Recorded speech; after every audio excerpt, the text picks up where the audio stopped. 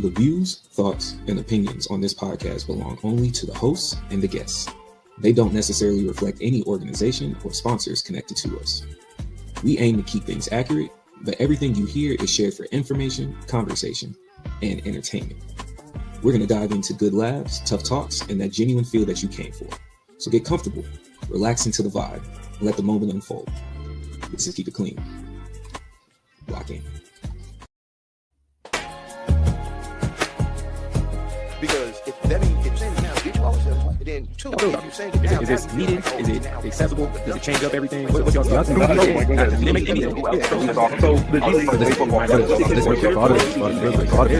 a game that's second place. Yeah, it's second place. Tell me why I'm watching the game on ESPN. One of the banners in the background is YouTube TV for the game, but we can't even watch it. How does that make sense? $20. I don't want no $20. I want the game. Every time you see me, I keep it clean like a coaster. Yes, sir. Yes, ma'am. Yes to everybody and everyone that's here and tuning in with us. We appreciate y'all. We back for another episode. So fast. Y'all getting 2 in 1 week. Fresh off of the holiday. We fueled up. Done worked off the weight. All that Thanksgiving. And we back here to talk about some sports, man. Some shenanigans have been happening. But first, we going around the room. If your duo is here, Mr. Blue, how you feeling? You know, I'm recovered. I had my time to grieve. I'm glad you left me alone. I'm gonna let people know he left me alone so I could grieve and do my thing. So I appreciate it. But I'm doing good, man. Blessed to be here back with you.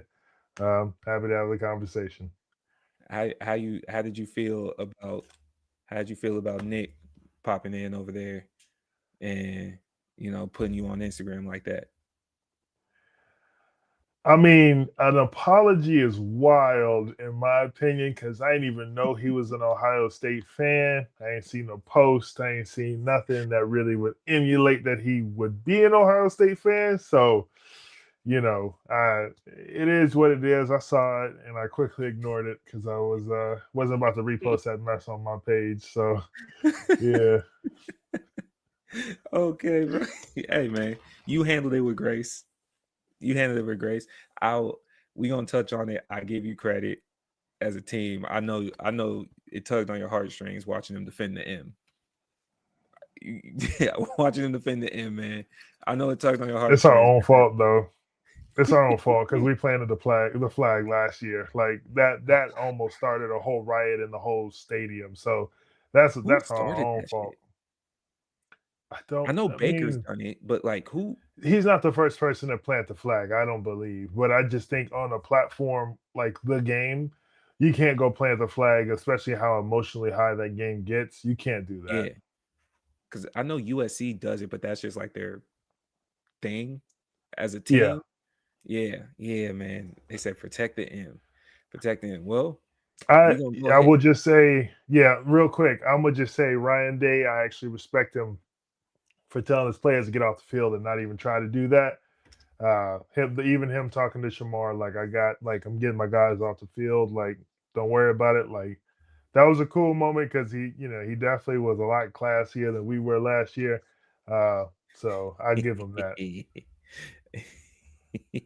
At least you admit it, man.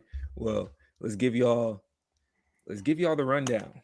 Here's what's happening today. We getting straight to it with a whole bunch of stuff. We got the NBA, Morant, Lamelo Ball, Trae Young. They're gonna be a conversation. I think it's time to have the genuine conversation about where y'all at in y'all's careers, and we go for that. I might add Zion. I was sticking to guards, but I might add Zion in that conversation. Chris Paul got cut midday. We got Draymond versus at home. Draymond versus Kenyon Martin, and we got Giannis trying to tell us whether or not he wants to be there. In college football, we got updates from the games that happened over the weekend, going for reviews. Lane Kiffin has chosen where he wants to go and still addressing whether or not he's a hoe. That's an actual quote from a reporter. That's not coming from me. You saw it. We saw it. He addressed them. Words were said. Cool. Penn State wants to have a coach, but can they? Because the Mormons saying something different. Then you got the final predictions as we have college conference championship games coming this weekend. We're going to try to see where that goes. And then we got the NFL highlights, and then specifically Mike Tomlin. Is it time? And I'm you know what? I'm going to start off. We going straight into it. I'm going first this week, right? I'm going first this week for the highlight portion of it. My highlight is this right here. You see this? You see this, Raheem? You see my tag? You see this? That's how we feel as fans. This is how we feel. I'm Charlie Brown with a bag over my head being a Falcons fan, and Raheem Morris, my brother, count your days, sir. And it's not even completely you. You know, you benefit well with an offensive coordinator, but you know the game, man. You know the game as head coach. We've been in a pistol formation every day since I can remember for the last 2 years. Predictable. You got a whole running back that starts off 7 to 8 yards away from the line of scrimmage. Of course, the defense is already there by the time he gets up. He done ran the first down just to get back to where the ball started. Look, man. Raheem, I love you, black man. I do. We don't got no quarterback. I don't know what to do for you, brother. That's my highlight of the week. Y'all fumbled to the Jets. And shout out to Tyrod Taylor, who's the greatest journeyman that I've seen in my days of adult football watching. But come on, dog. Come on, dog. We got to do better. What you got, man?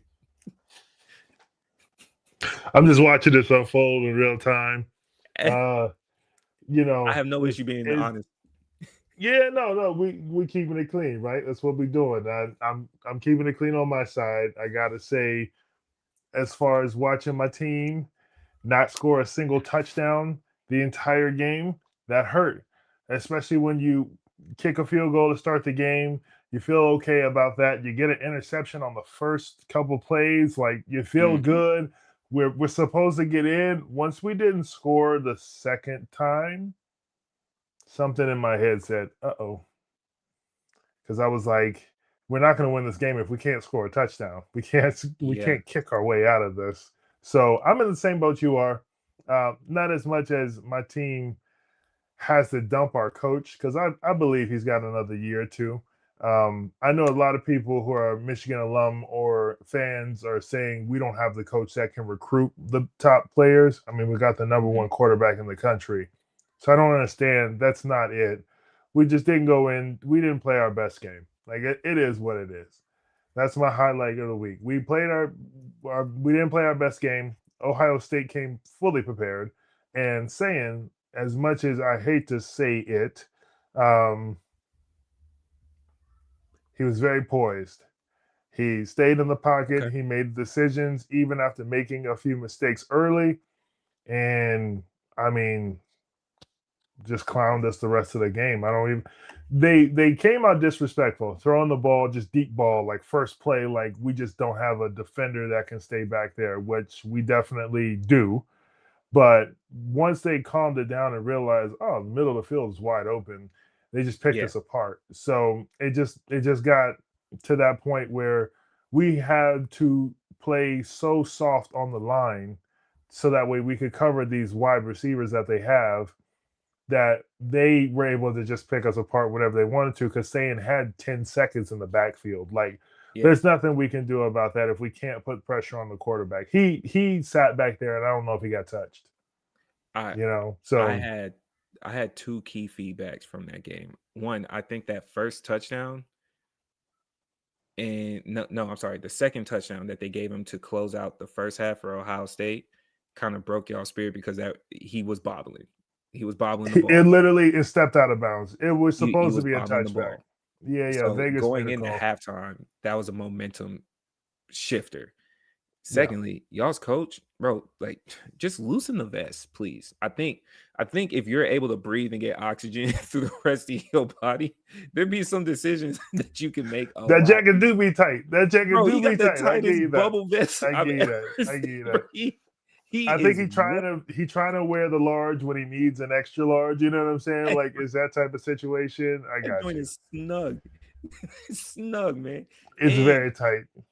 Here every time, dog. He's just You You think he has like prison tattoos that he trying to cover up. Like we get it, it's Nah. cold, but Yeah.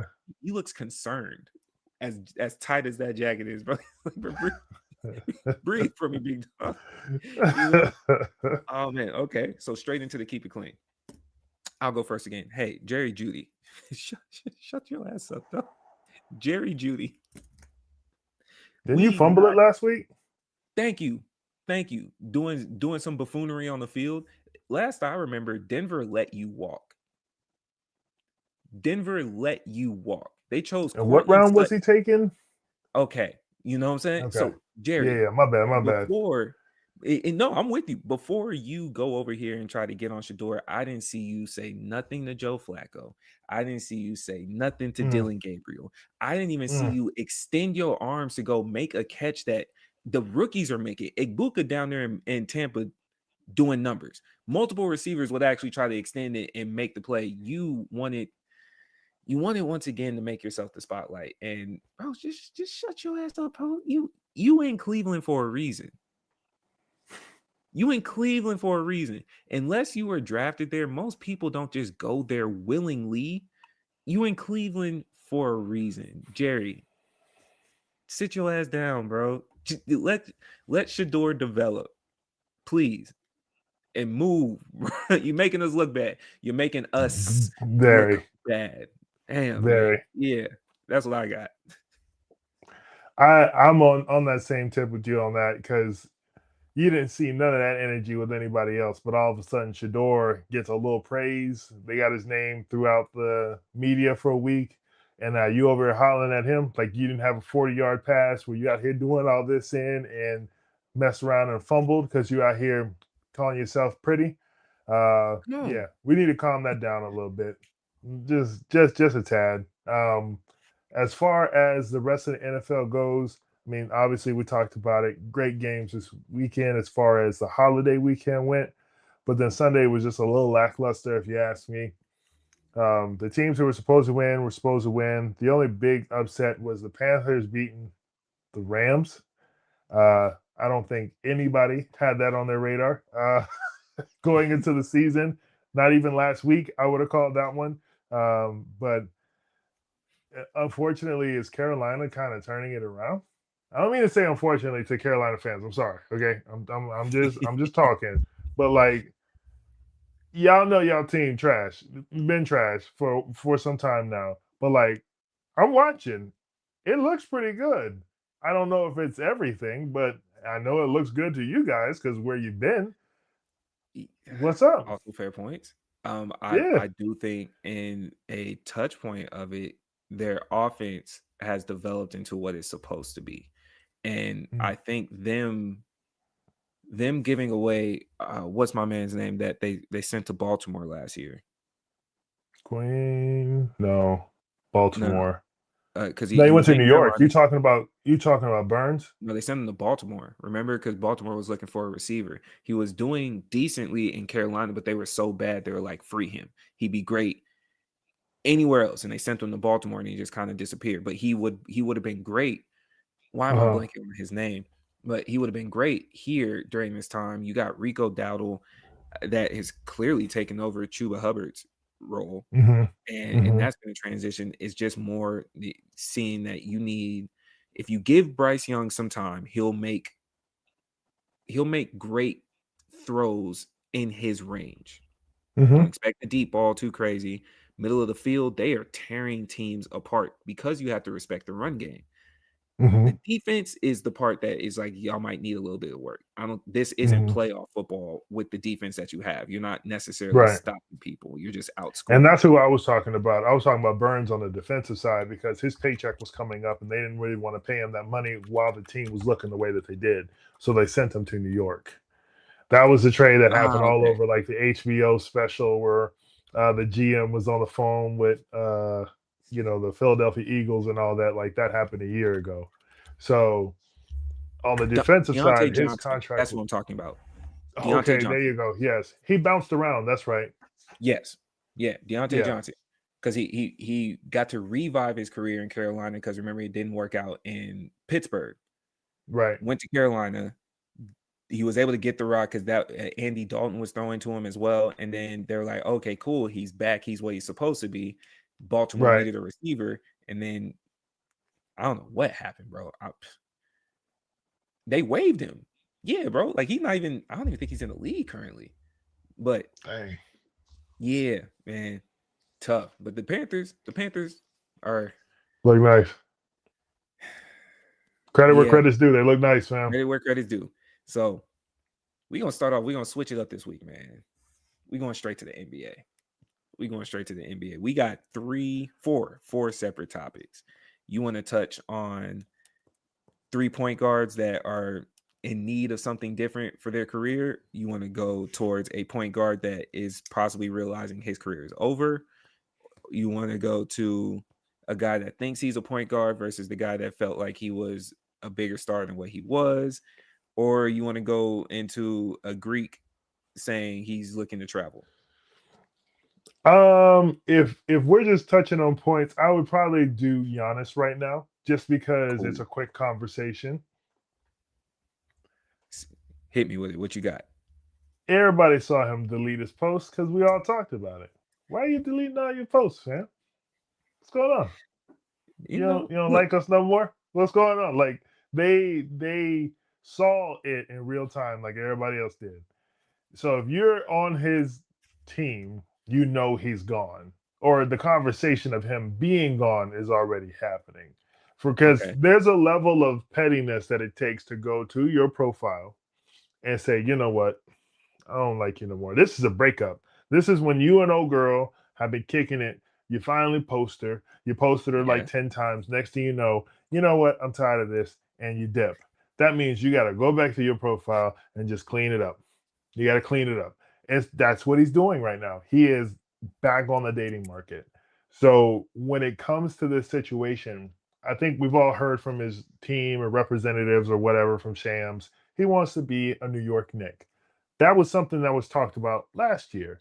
So if the Milwaukee Bucks are going to do right by Giannis and send him to New York, they can't deplete the team in order to do it, because if they do that, then he's in a tougher position that he's in. But New York is going to have to give up some first-round picks. I don't know how many they got left, because they definitely sent a bunch for Mikal and OG and all this other stuff. But like, they're gonna have to give something up. Okay. We have a friend that's in our group chat that has been watching me say it for years that Giannis is leaving. Now, was I right initially when I said it? No, but timing is everything. I still stuck to it no matter which way it was sliced. They got the family photo. I said it. They got the family photo. You got the brothers on the team just to say, hey, we all were on the same team together. We dressed out, matched uniforms. Cool. And you started looking elsewhere. The Knicks don't make sense to me. I'm thinking that he's leaving because he wants to win. I'm not saying you can't with New York, but I just don't think it's beneficial to him or New York in the long run. However, if you have a possibility to get rid of Cat, I'm taking it too.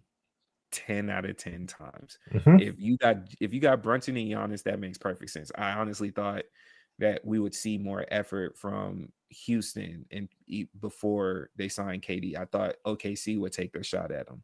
I thought San Antonio would go there. Now, I mean, it's not over. It's not over. But if he's saying he wants to go to New York, where my thought process is like, I don't know if that's necessarily you wanting to win, or is it more on the business side because we know what comes with going to New York City. I also don't think, though, at the same time, that I've never looked at Giannis as a marketing guy. He can be marketed, but unfortunately, it's like he's just one of them situations of understanding what it is. He's not necessarily the guy that's going to convince you to go buy a fashion brand, right? There's certain brands about him. It's just he's built like that, but the voice doesn't say do a lot of commercials. Just because of the accent, he doesn't necessarily have the look per se, and his personality is still more mellow, being a family guy, which is dope. I don't see it for New York. I might have seen it a little bit better if he was talking about going to LA. I could see you pulling that off in LA, more of that crowd, but New York, doesn't make sense to me at least from my perspective, for either team outside of the very, very near future for New York. Brunson's going to be there for a while. He wants to be there. I think you do have to gut the team. If you don't give up picks, you give up OG, Cat. Maybe they let you get away with Mitchell Robinson. Maybe. Oh God, no. Yeah. Look, I'm sorry. I'm sorry. No, the Bucks willingly gave the pathway to Kyle Kuzma. I can't take anything off the table. I can't. I get you. But then, to me, there's two options here that make sense. So the Knicks, I know you're questioning, like, why the Knicks? Like, is this more of like a marketing move, or is this more of like a personnel move? The Knicks are on the cusp, but they're not there yet. And so I think Giannis would feel better internally winning a championship with the Knicks rather than being traded to somewhere like OKC. OKC doesn't need any help, right? They can still probably run the table with the team they have now, because they're proving yet again this season where they left off from last year, going, hey, we can run the table again. So if they don't necessarily need him, he can go to a team that still has the potential to win a championship, but they just need an extra push. And I think that Giannis is saying, I can be that push. Because I don't think that he would do a situation where he would go to OKC and then be that guy. You know what I mean? Like, I don't think, I think he has more of a mentality of kind of like the older heads, like a Kobe, where he's like, I want to go somewhere and I want to be the guy that like helps get them over the hump or whatever. Like, I don't see this like a Golden State move with KD. I see this more of like him going somewhere to help them because they need that extra little push. Now, I think he likes the East too. I think he kind of likes that conference. And so with him already winning a championship in that conference, I think he knows what it takes. So I think he's looked at the New York Knicks as the most viable option for him to say, hey, this is where I can go win a championship. Okay.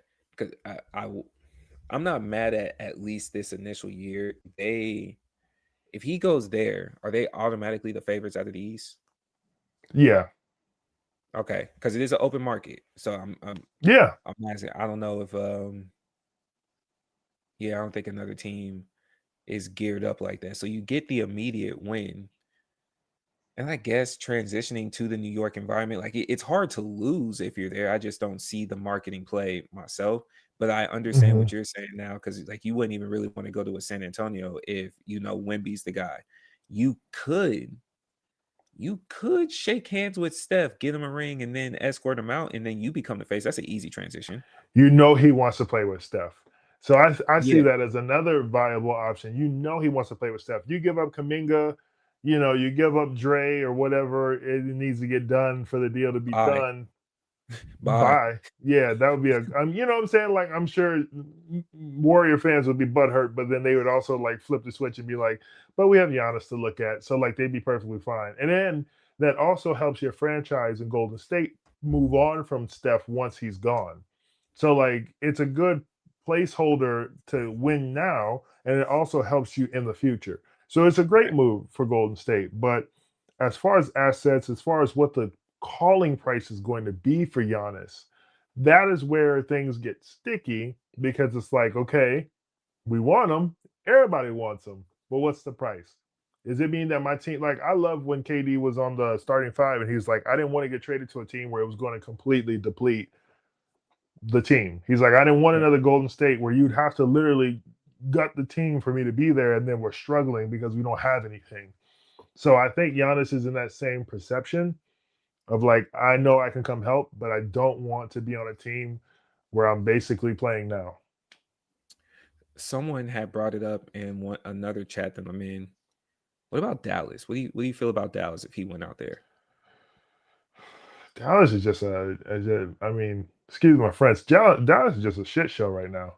Like, you know what I'm saying? Like, not to say that he can't go out there and help, but like, it just feels like it's so chaotic over there. And I'm not sure Giannis would want to attach himself to that. And also the possibility that Dallas may not be in Dallas in the next 5 years. Like, I'm not sure he would want to really attach himself to that. Just feels like too much drama that people don't really want to be a part of. That's fair. That's fair. I don't know. I think you have to give up Anthony Davis Yes. because Cooper Flag's not going, and I'm not sure. I'm not sure if Milwaukee would want him or if he would want to go with Kyrie. But a Giannis and Cooper Flag building towards the future seemed to be the idea, and you have a Kyrie there for maybe a year or two, some along those lines. But the problem is he wants to win now. That too. And so I don't think he wants to go rebuild anywhere because he could do that in Milwaukee. He could stay there until they figure out the cap space and Dame's contract goes up and all this other stuff. He could stay there and figure that out. I don't think he's wanting to do that. Exactly. It's Milwaukee. Exactly. Okay, fair enough. Well, let's get to the thing that Giannis tends to avoid most times, the drama, man. Draymond versus Kenyon. Kenyon Martin. Draymond Green. Can you tell me what started it? I might have missed this. What? So the conversation always comes up with Draymond about what he means, because Hall of Fame conversation comes up.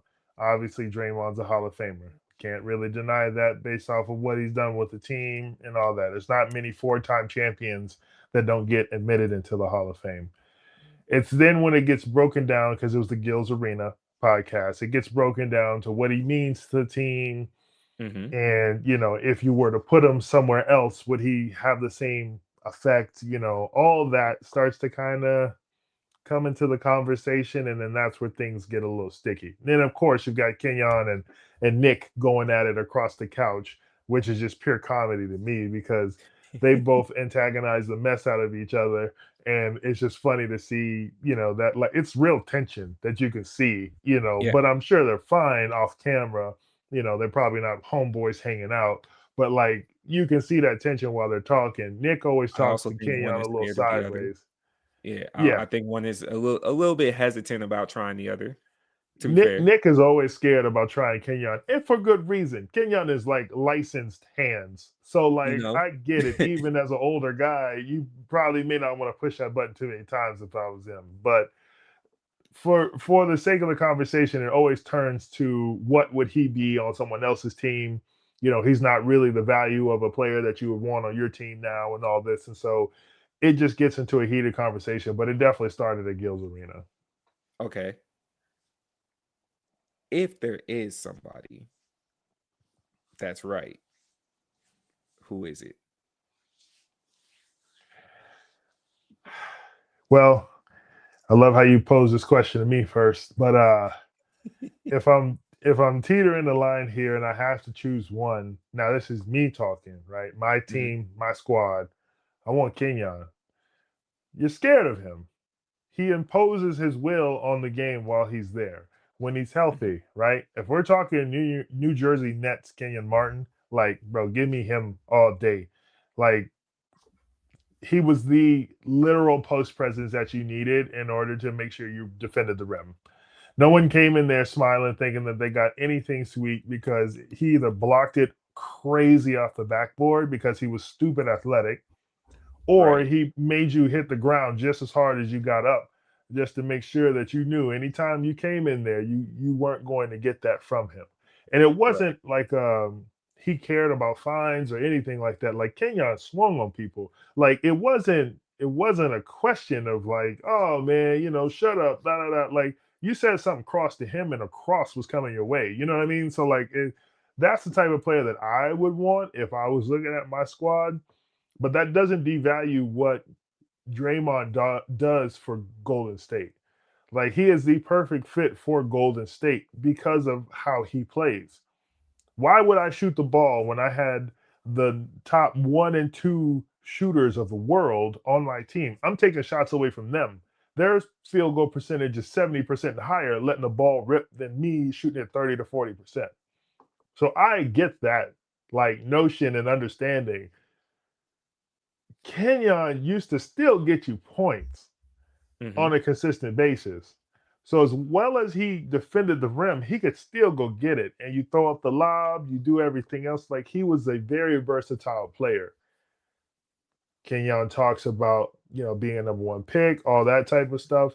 We didn't really see the talk that he's talking about, like Cincinnati and all that, because we were young. We were watching Kobe and Shaq just beat up on him. So, not to say he's not that good, but like the Kenyon we saw was injured or had to play Shaq. And I mean, that's not his fault. Nobody could do anything with Shaq. So Yeah. if Okay. I'm asking, I'm on Kenyon, but where are you at?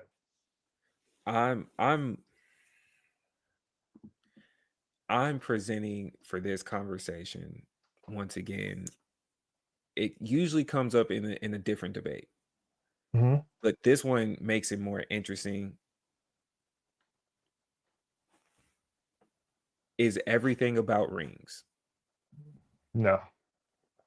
Because if he doesn't, rings are 80% of Draymond's argument, if not 90. I don't know if Kenyon was wrong with the 50 players he listed.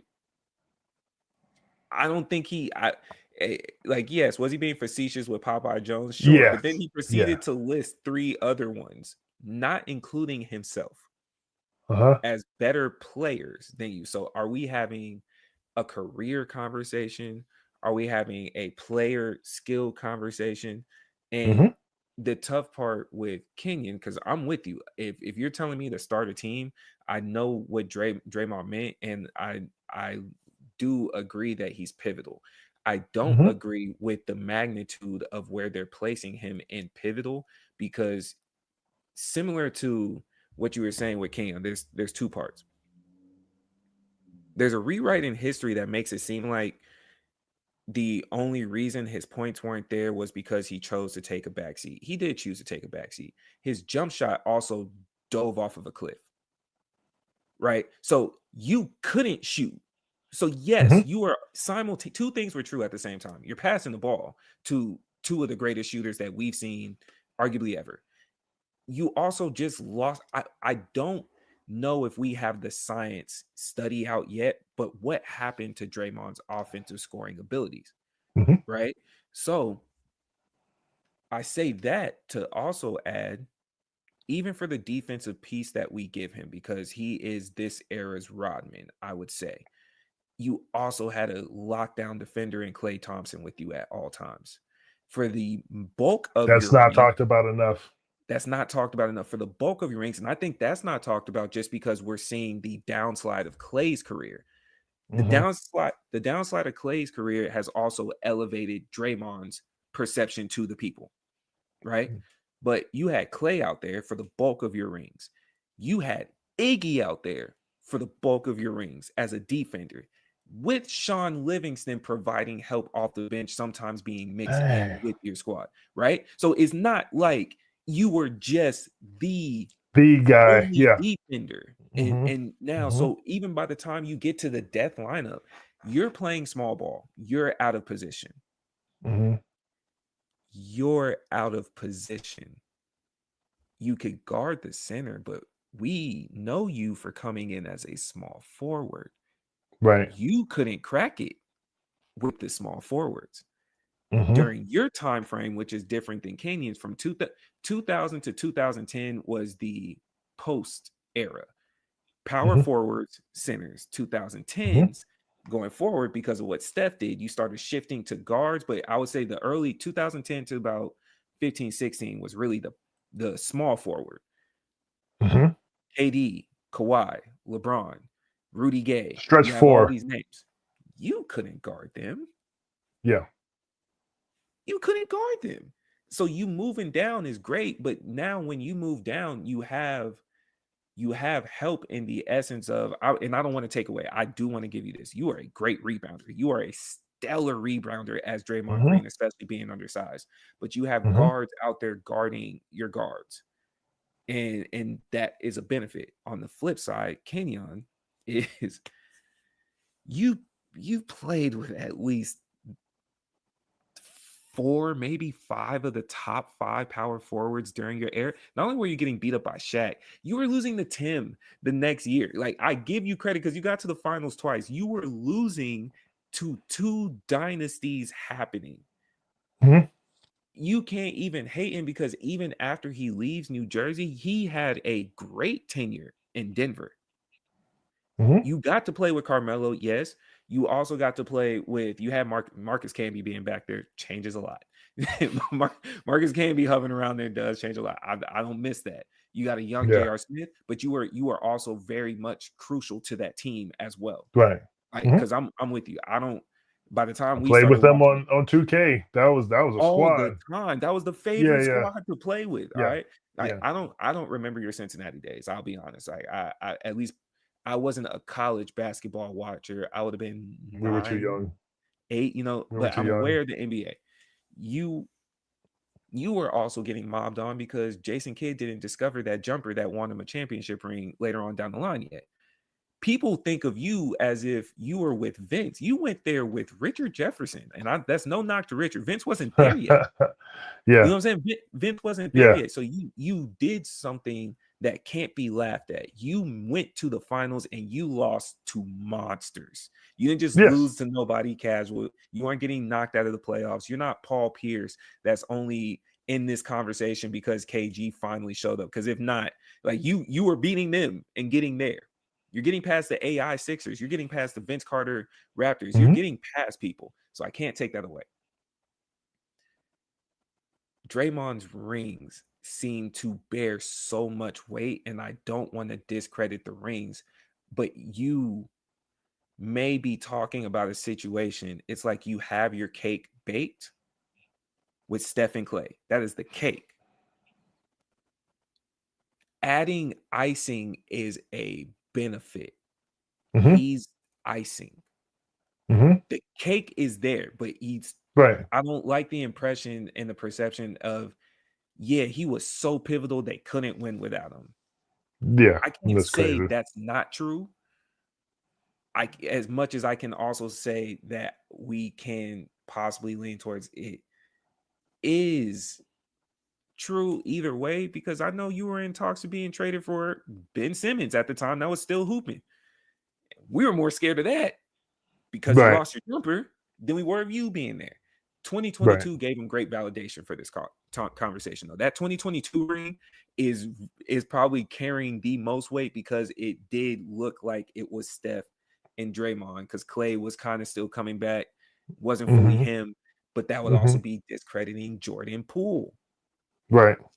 and his contribution. So I might side as as egotistical as it is of what Kenyon Martin is saying. I don't think he's wrong, but I also don't understand. You didn't have to shoot like that to start this, but don't with all due respect, don't be Kenny the Jet Smith, because you have your rings, Kenny. You've been a winner your entire life. You won at UNC. Mhm. We know it took Jordan retiring and Akeem Olajuwon. You were there. You helped. You did your part. But Mhm. you should never be talking to me like you were the piece. And that's Mhm. where sometimes I respect Chuck. Chuck was the piece. He didn't win, but he's the piece. So when Shaq Mhm. is saying, what about these rings? It hits a little bit heavier than when Kenny, I got 2. You did, with the only other name mentioned out of the 90s that's not Michael Jordan. Right. You rode the dream to a chip. Yeah. Kenny Smith, Derek Fisher, Draymond Green. Mhm. You're a piece. Don't talk to me like you were the piece. That's all I'm saying. Got it. As Kenyon, am I in the top 10 of these power forwards? Nah, bro. It got dark so fast. I wanted to talk about that for like 2 seconds, because when you Go brought ahead. that up, it made me think about it. I was like, yo, he was in an era where like power forwards were on fire. Like you listed just a couple just because they're big names. I mean, obviously you got KG, you have Tim Duncan, but like You want to talk about some other names that were really prevalent in the 2000s? Chris Webber was Elton Brand, Chris you Webber. know what I'm saying? Like these are Dirk, names that Hito Turkoglu. Carlos Like Boozer. there's some names that like we haven't even pulled out of the hat, and he had to deal with them on a nightly basis. So like, Kenyon didn't get a break, fam. You know, like when he showed up to practice and he told coach he didn't want to practice because he was tired. He was actually tired because every night he had to see a different matchup. And then don't let it be a switch where he had to guard the 5, where he had to guard Shaq or somebody because everybody else was scared. So he would then have to take the assignment, and then he would get beat up for a whole game and then have to go play somebody else. Like, yeah, that's not fair. You had Sheed still out there roaming. Like a young Sheed? Come on, man. Sheed. You're playing monsters, right? So even night if you in, say, night well, out. he wasn't even the best of his era, bro, did you see his era? Like, that might have been arguably the best power forward era through the 2000s, for sure.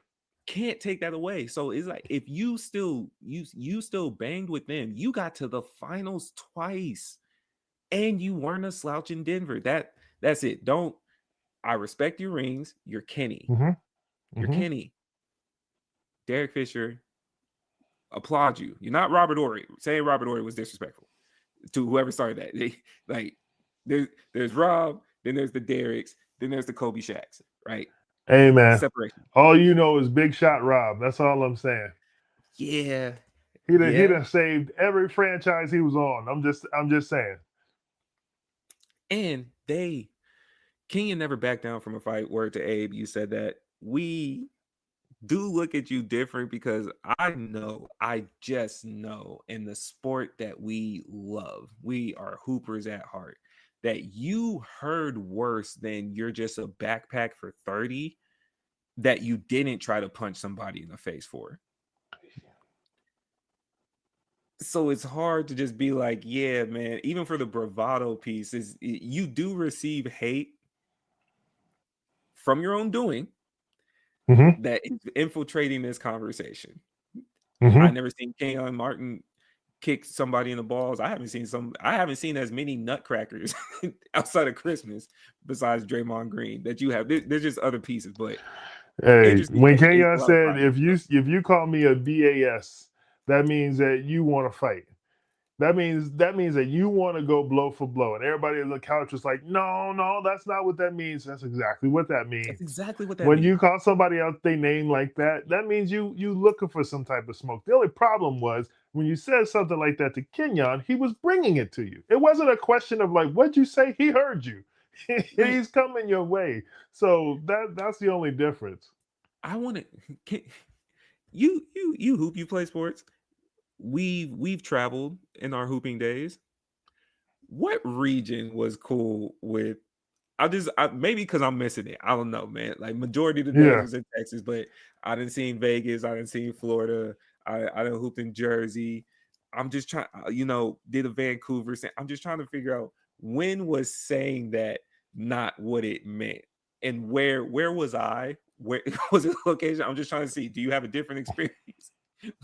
That's been my experience. I think you and I both know, if anything remotely close to that was being called my way, I was bringing it to their attention and I was moving closer to that person so that way I could let them know how I felt.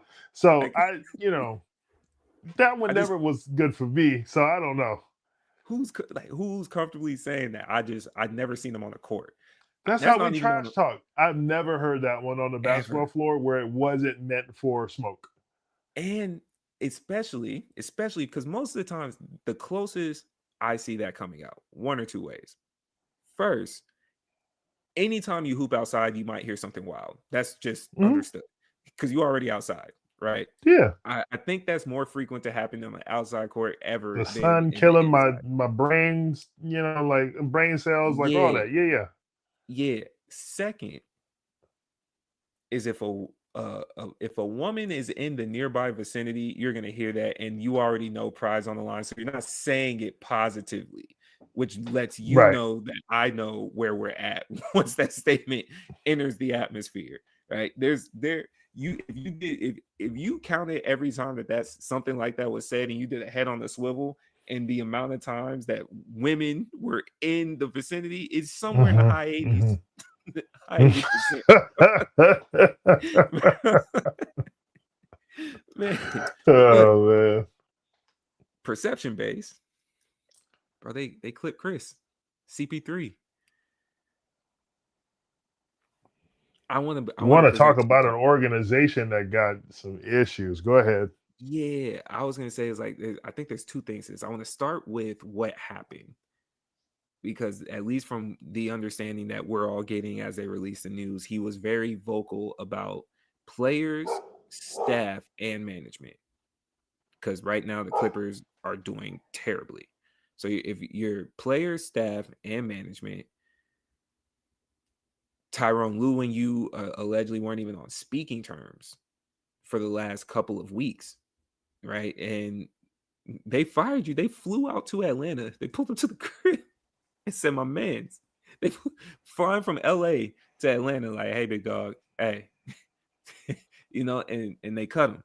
So, what are your thoughts on that? And then I have a follow-up question. I feel based on what we're seeing, it might be time to have the official convo. Okay. So dismissing this man or sending him home, because they haven't officially cut him, I don't think. But sending him home might as well be the same thing. Right. It's supposed to be his farewell tour. He's not Kobe. Okay. So I hate to give you the speech, but they don't love you like that.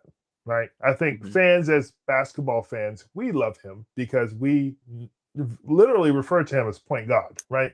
Like that's been his nickname throughout basketball. That's how we refer to him mainly. So we love him as basketball players.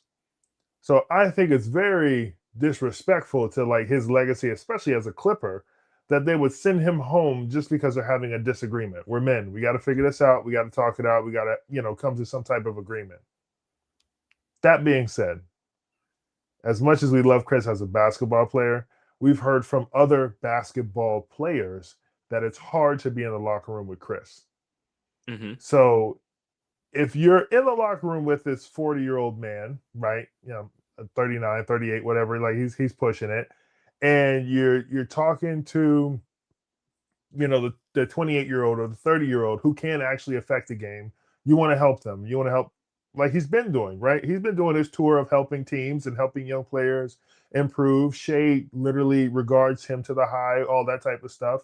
But you're on a team with Kawhi Leonard and James Harden. I can't think of two other players that don't really care about what you got to say. And then you're yapping and you're telling them how they need to be doing this and the organization is jacked up and all this stuff. You're not the GM. You're supposed to be riding this wave on the way out so they can wave at you, see your last game, and then move this on along. I think this is a year too long for him. Honestly, I think it was better to see him be productive on like a San Antonio Spurs team where he was actually helping them grow rather than watch him rot on the sideline for the Clippers. You're right about everything that the player said. I think it's funny to throw the joke and make it seem like the farewell tour, he's in the, we'll say, Paul Pierce category, right? He's not down that bad. Like you said, we refer to him as the point guard. And you also have this he has a benefit too of, even if you're not in tune with basketball, he's on a lot of these State Farm commercials. So he do got like he's Cliff probably Paul. more loved on that side than within the hoop world, at least as personality goes, right? You do the bowling tour, you're in demographics that aren't purely hoop related and may not be related to it at all. So to see this happen, you have the history right now, though, is a potential broken clock that's right one of the 2 times of the day, because they are bums in this current moment. I don't know who he was saying it to, because in my head it's like I can't see, and from what we hear about at least particularly Kawhi, Chris going over there saying something crazy to Kawhi, because when Kawhi is active, he is active. There's no ifs, ands, Mm-hmm. or buts about it, Mm-hmm. right? Mm-hmm. James, though, I agree with you. I can see that one. I can see that one not going well after a comment or two, and it'd be really hard to say something to him because the numbers you would think James Harden cares again, and he's caring while losing. If that's what it took Mm-hmm. for him to care, that's just an odd player. Like he's almost looking like Houston James Harden again, Mm-hmm. right? So maybe he said something.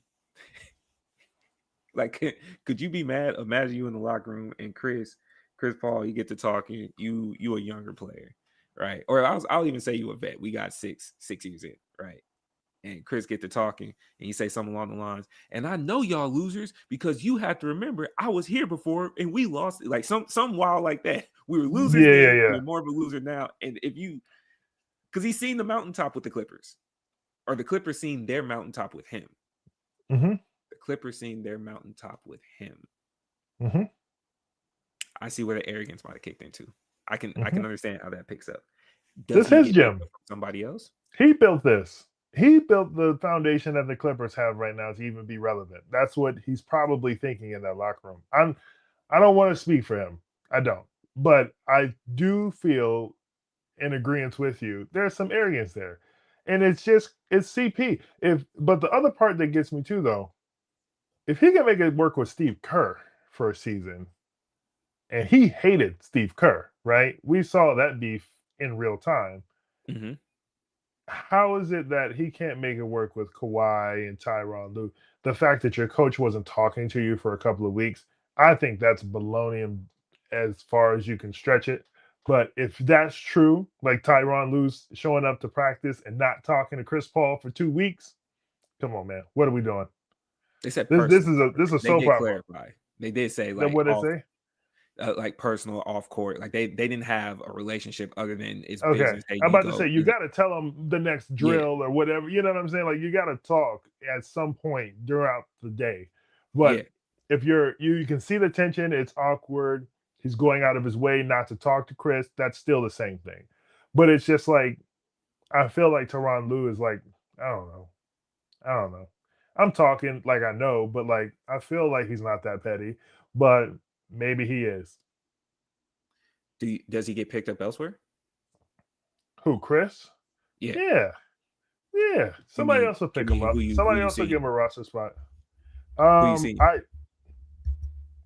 If OKC didn't have to give up a roster spot to get him, I would have seen someplace like him going to OKC because of the love Shea has for him. I could see San Antonio going back to grab him real quick, just be like, hey, let's just do this one more time.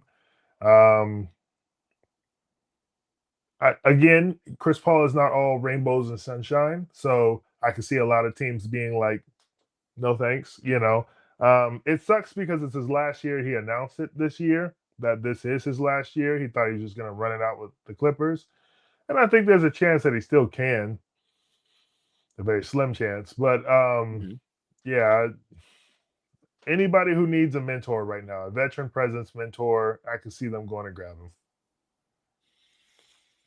That wants his feedback. Yeah. Can't. So do we start that? We finally might be coming to the point of having that full-on conversation. Where does he rank in all-time point guards? Also, too, real quick, I'm not trading for Chris Paul knowing that he's retiring at the end of the season. That's just me. So they gotta release him. I gotta pick him up. Like I want that to be very clear. I'm not trading for Chris Paul. No team. Where does he rank amongst all point guards? Point guards. Because he was already top in 10, the conversation. Top 10? Could he make top 5? Or 3? 5 or 3? Without running down the list, I don't want to say anything that wild. And it's crazy to say that's wild when we literally call him a point guard. But like I think I think there's enough. Like, I mean, unfortunately, Steph is a point guard. Like, Okay. sucks. Is could you Magic put Chris Johnson, above Magic? Could you put Chris above Magic? no, Could you put him above John Stockton, probably not. Isaiah Thomas? Probably not. Dame Lillard. Yeah.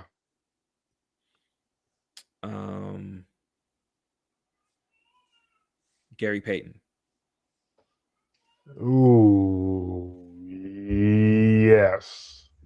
Okay. Hesitantly. Glove was serious. Glove was serious. But if I'm Glove talking busted a about ring. like aspects of like what you do for the game, I'm going CP3. Now, what they should be giving him the top player of for the NBA is getting people paid. The boy was in the CBA making sure all these max extension contracts for himself as well.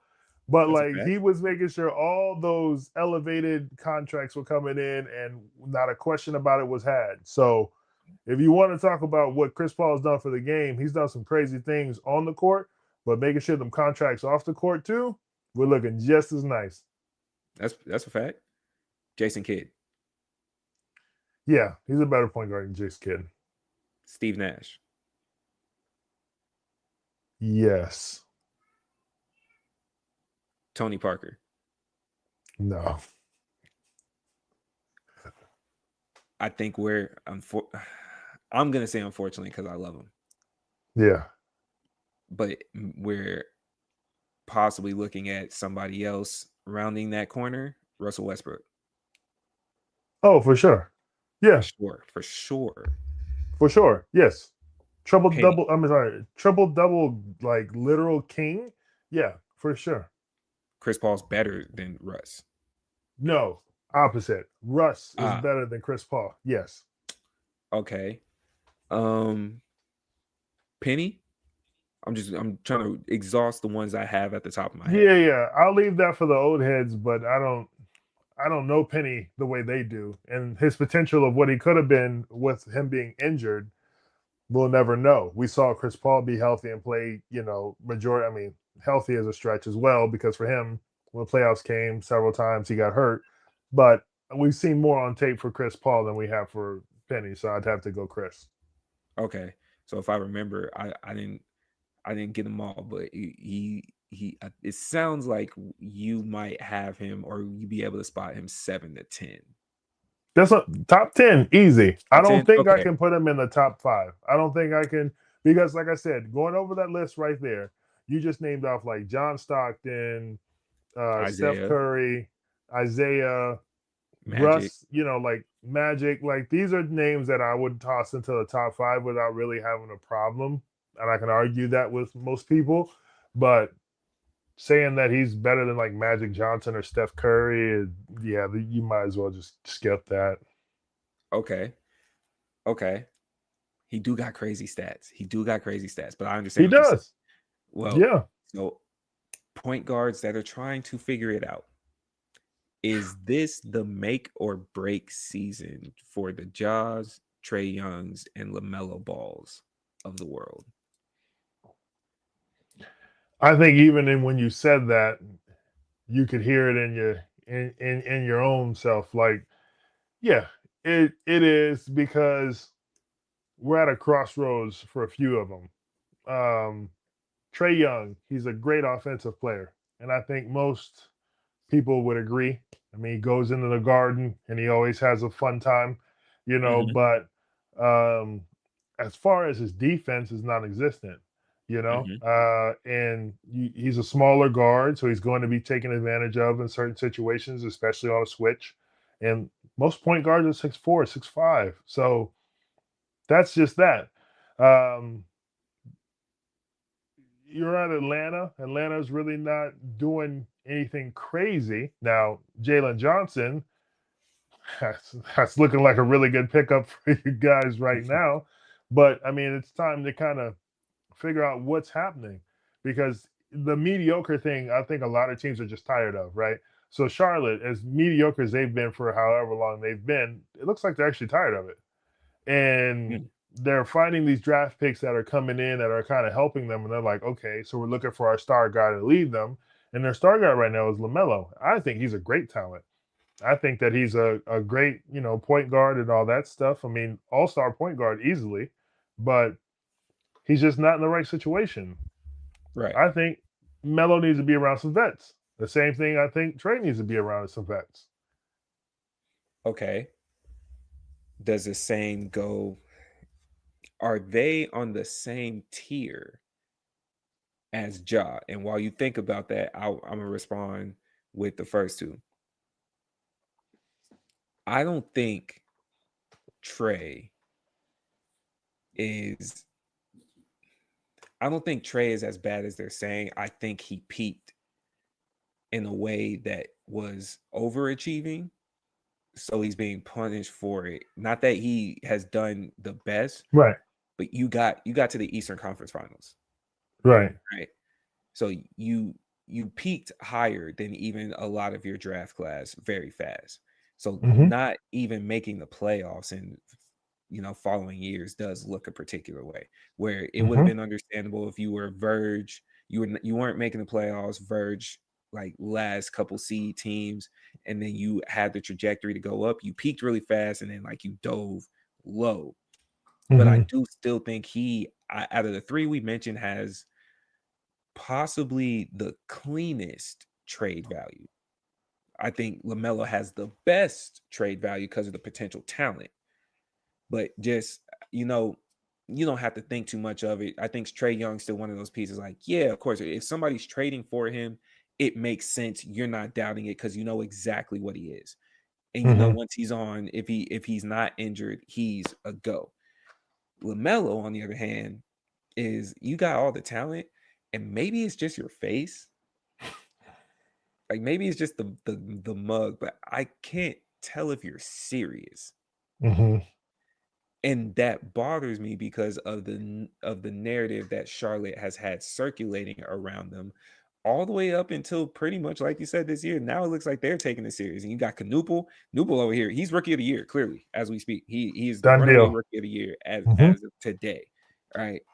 And I think probably the best Duke product we've seen since Kyrie. I lied. Jason Tatum went to Duke. I'm not that egregious. I'm sorry. I was gonna let it ride. But yeah, I appreciate you clearing even that I'm up. not that egregious. I was trying to skip Zion just because we don't have enough product. Right. But not all the way back to Kyrie. But with Charlotte trying to figure something out. You can trade for LaMelo, but I'm thinking of if we're thinking of the teams that are winning or in the best position to win, I also think of the structure, the culture, and more specifically the coaching. What locker room does he fit in for a winning team? I'm not saying he can't. I just haven't seen it or knowing if you're serious. So with that being said, what locker room is taking you in? It's a good question. Don't think so. I don't think like Houston already made their decisions. Houston wants real crash outs if they're going to go there, right? They've shown that. The Pistons are coming into form and they look all right. Like I'm thinking the people around your draft class, that Memphis would laugh at you. If they're laughing at Ja, they're going to laugh at you. I don't know. I don't know where to go on that. And then even for the Ja train, I need to know if you're healthy. Is he not healthy? Is there something that they're not saying? It's kind of what it feels like. Because with him, I get the off-court stuff, but I don't think if he's healthy and can still be healthy, maybe you're not trying to jump out the gym, but every athlete goes through that. We've seen that. At least we're not walking away with torn ACLs or anything right now, knock on wood. But if he's healthy, he could still somewhat figure out a bucket. He's just a little bit more streaky than the other two. Does he have the lowest value? Like, so back to the question I was asking you, where are they as bad as him? Is he in the same bucket? Is it overhyped for how bad it is for Ja? And then when you look at the three, how would you rank them? Like if you're a team, you're going for something, and I'm gonna go top 4 each side. The top 4, Cleveland, you're the Golden States, you're the Bostons, you're the New Yorks, you're Denver, Houston, any of those style of teams. Or if you want to go playoff team, would you be trying to get them? So to answer the first question, I think that they're on the same level because of what they bring to the table. Ja is not a great guard without his athleticism. Okay. Trae is not a great defender, but he's a hell of an offensive player. And then Lamelo is a great offensive playmaker as well, because he definitely helps open up the floor to get everybody else going. I haven't really seen him step up defensively, but I'm not going to say he's a traffic cone either.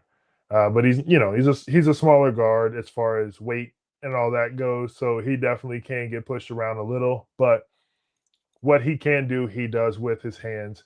So honestly, if we're looking at the situation, LaMelo's the best player, and it's a fight for second and third in this conversation, which is wild in my opinion, because it always felt like Ja was just like one thing away from being spectacular. Now, does a change of scenery kind of help him? I'm sure. You know what I'm saying? Like, I'm sure that kind of helps him out. But right now, as we're talking, he's not looking great. The team isn't looking great, and his value doesn't look great. Right. So if I'm a top team in the East or the West, I would try to go for LaMelo. And then if I can't get LaMelo, I go get Trae. Right now, I don't want to touch Ja. And that's just my opinion. And that's tough too, because I do think it's the point that you made.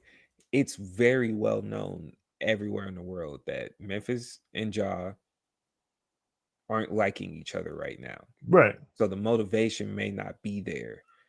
Like, and everybody else knows that. It's like, I don't have to send anything crazy because y'all are telling me the value of how you feel about each other in real time. Right. That's hurting both parties. That's not just hurting Ja. That's hurting both parties. Yeah. Right. So because now you're it shouldn't sound like that, but you're essentially stuck with him. I might go Trae first. Okay. Then LaMelo.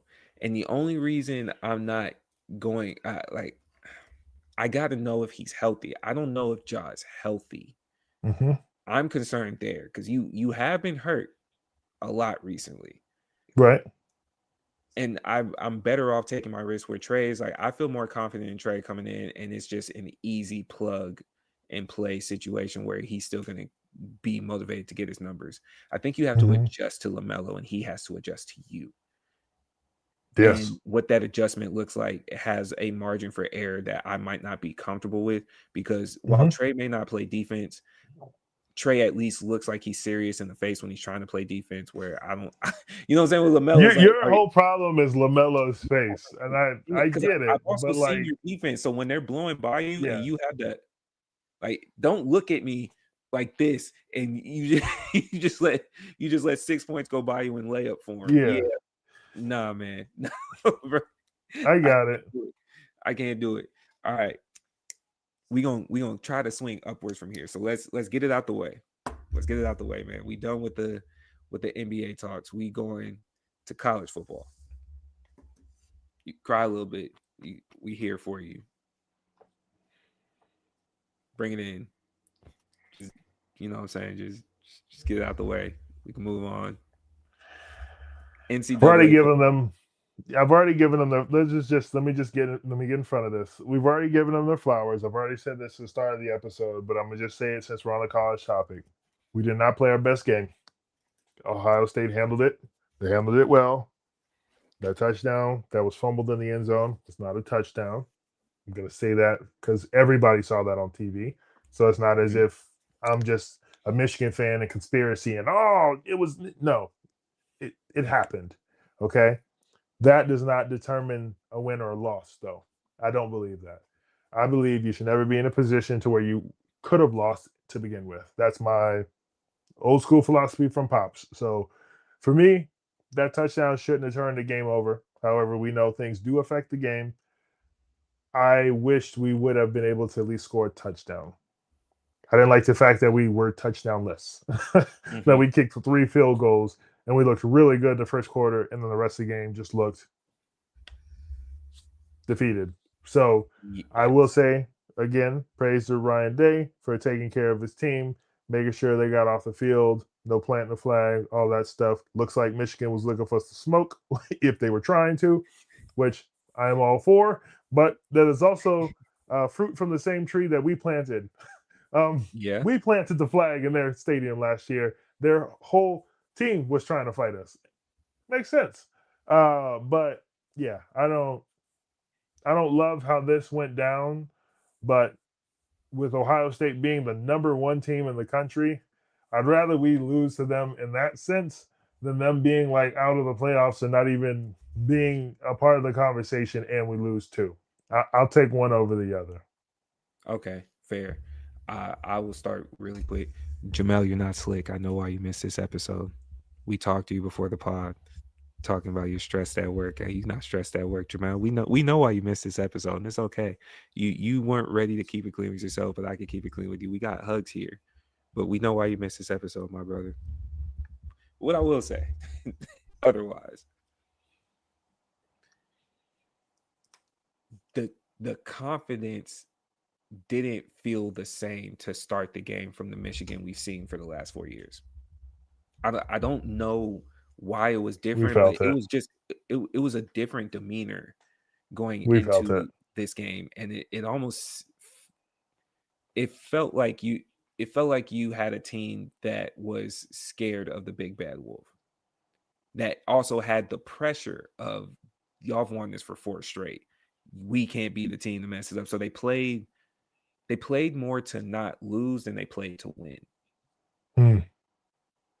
And the hesitancy of, again, you, like you said earlier, you got the number 1 QB recruit. Let him throw that joint. But they're also adjusting to opening up that offense, something that you've even mentioned numerous times in the last couple of weeks.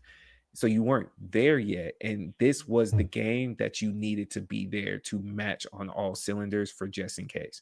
So if we're not threatened by the run game, and it's snowing and it's cold, not only is the defense is constricting like your blood flow all at the same time.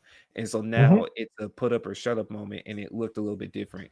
And Ohio State didn't even look like they wanted it. They look mechanical. They look like a well-oiled machine. Like that was just let's do what we do. Because I don't think they like their quarterback. I think they just are comfortable with the position that they're in based on some of the QBs we've seen over the last few years. I'm sure he gets a little bit more praise because you pulled off a win that they haven't seen in 5 years. But that team just, I didn't see the emotion. It seemed like they was at best clenching their assholes until they saw 0-0-0 on the scoreboard. And then it got to the talking. But that's when I'm also looking at it as like, nah, because the real rivalry, you supposed to at least try to get to the logo. Like nobody tried. There wasn't a crash out that didn't play on the sideline that was willing to risk it off. There was a few people trying. Ryan Day was out there, but there was a few people out there trying. They caught it on film. It circulated. It wasn't real trying. It was more like, oh yeah, I'm saying what's up to people as I maneuver. You weren't honest about it. You weren't trying to get over there. Because the coaches were on the field, they knew it. They had that conversation, 10 minutes before the end of the game. Like they were all on that. Look, they did get an album cover off on y'all though. They did. They got an album cover off on y'all, man. Sitting in the stands while the team looking up at them. I'm sorry, man. That was hard. that was a tough pick, especially when you get the one where it doesn't have the score at the bottom. I ain't gonna hold you, bro. You might see that on a 30 for 30 before our lifetime's over. Mickey is cooking something up right now just to do a whole documentary on y'all's rivalry. Just make sure you show the 4 years before that before you start spinning on them records. And then I'm gonna show them the week and a half before when you had that red hoodie on. I told you. I told you. Y'all see it made it to the intro too, right? He think he's slick with that, but he's not. No.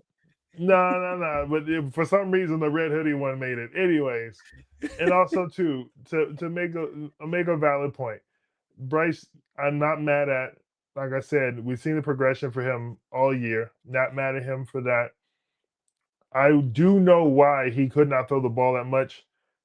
All of our running game was gone. Our number one running back this year went down a few weeks ago. And then the running back that backed him up got hurt in the first series, like second series, something like that. Yeah. We had one running back the entire game. That was it. We had one running back the entire game because we have no more backups. We're depleted. So in order to pass the ball, you have to open up the run. And for us, that is our bread and butter, the running game. That's why we have two great running backs. Not to say that the third isn't, but like we had two great running backs who are literally game changers, and they got hurt. So there's nothing we can do about throwing the ball because at that point, that they know that's what we're about to do. Okay, so we can go straight into that. Was the game. They call it the game, and I respect it, man. I never knew. I did a little bit of research on why this rivalry even exists. And it's greed, of course. We don't have to overcomplicate it. It was some greedy nonsense to begin with from way back in the gap on whose land was it really when someone came up on some dirtball type shit. But the second biggest rivalry of the weekend, I can't confirm it, but since I live in the state, we were watching the game as we were making the last pod, but then we got done before it was over. UT A&M.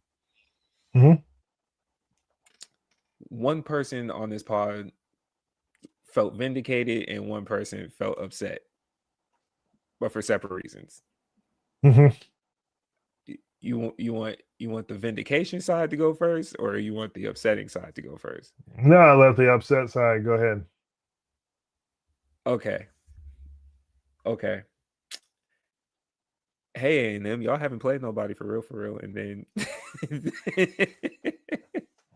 might have been what I was saying that night in the first place we were watching the game. That night, you've been saying that all year. I mean, I have, but I just the game that you needed to show up, the game for you. Hey, big dog, you. What happened? They looked comfortable. UT looked comfortable that whole game. You were number 3. And to take the loss like that, and we're gonna touch on this in just a little bit because there's not too many other games to get to, but A&M, you kind of got exposed. It should have already happened with South Carolina, and I think you might go into that game with a little bit more. The pressure was significantly on A&M, and I think this game to me also proved what I was saying in the aspect of Texas had nothing to lose, which made them more dangerous walking onto that field. If you lose, it's like, oh yeah, Texas, y'all gave up on the season. If you win, now we're back to what you have the issue with. You're in the playoff talks. Was it? Oh, buddy is making his pitch right now. He is campaigning. He's taking shots. He's shooting strays at Miami. Yeah, we just wanted to run up the score and throw fades with less than a minute left. It's like, dog, they were dominating the whole. They were throwing. Nowhere in the SEC. Yeah. What'd you think, man? I mean, the campaigning, that's going to happen regardless, especially now that we have the top 12. Like, I always felt like campaigning for the top 4 was like legitimately warranted because they were only giving 4 teams a chance to play for a championship. Right. There are 12 teams now. If you don't do your job early, I don't really want to hear it towards the end. Like, we're sitting here looking at teams that legitimately have a reason to kind of toot their own horn. Like, Vanderbilt went 10-2 in Mhm. the SEC, Mhm. not 9-3. They went 10-2. Mhm. So you lose to Ohio, who stays number one all year. I get you. Okay, that's the game that you want to keep bringing up. But like you've also lost other games that, or have been close to losing that you should have never been a part of if you're really that team. Right. So for me, it looks like a facade a little bit because it's like, yes, you should be a part of the conversation with a 10-2 record, but with 9-3 and seeing other teams that are 11-1 and 10-2, you're not a part of the conversation anymore just because you're Right. Texas.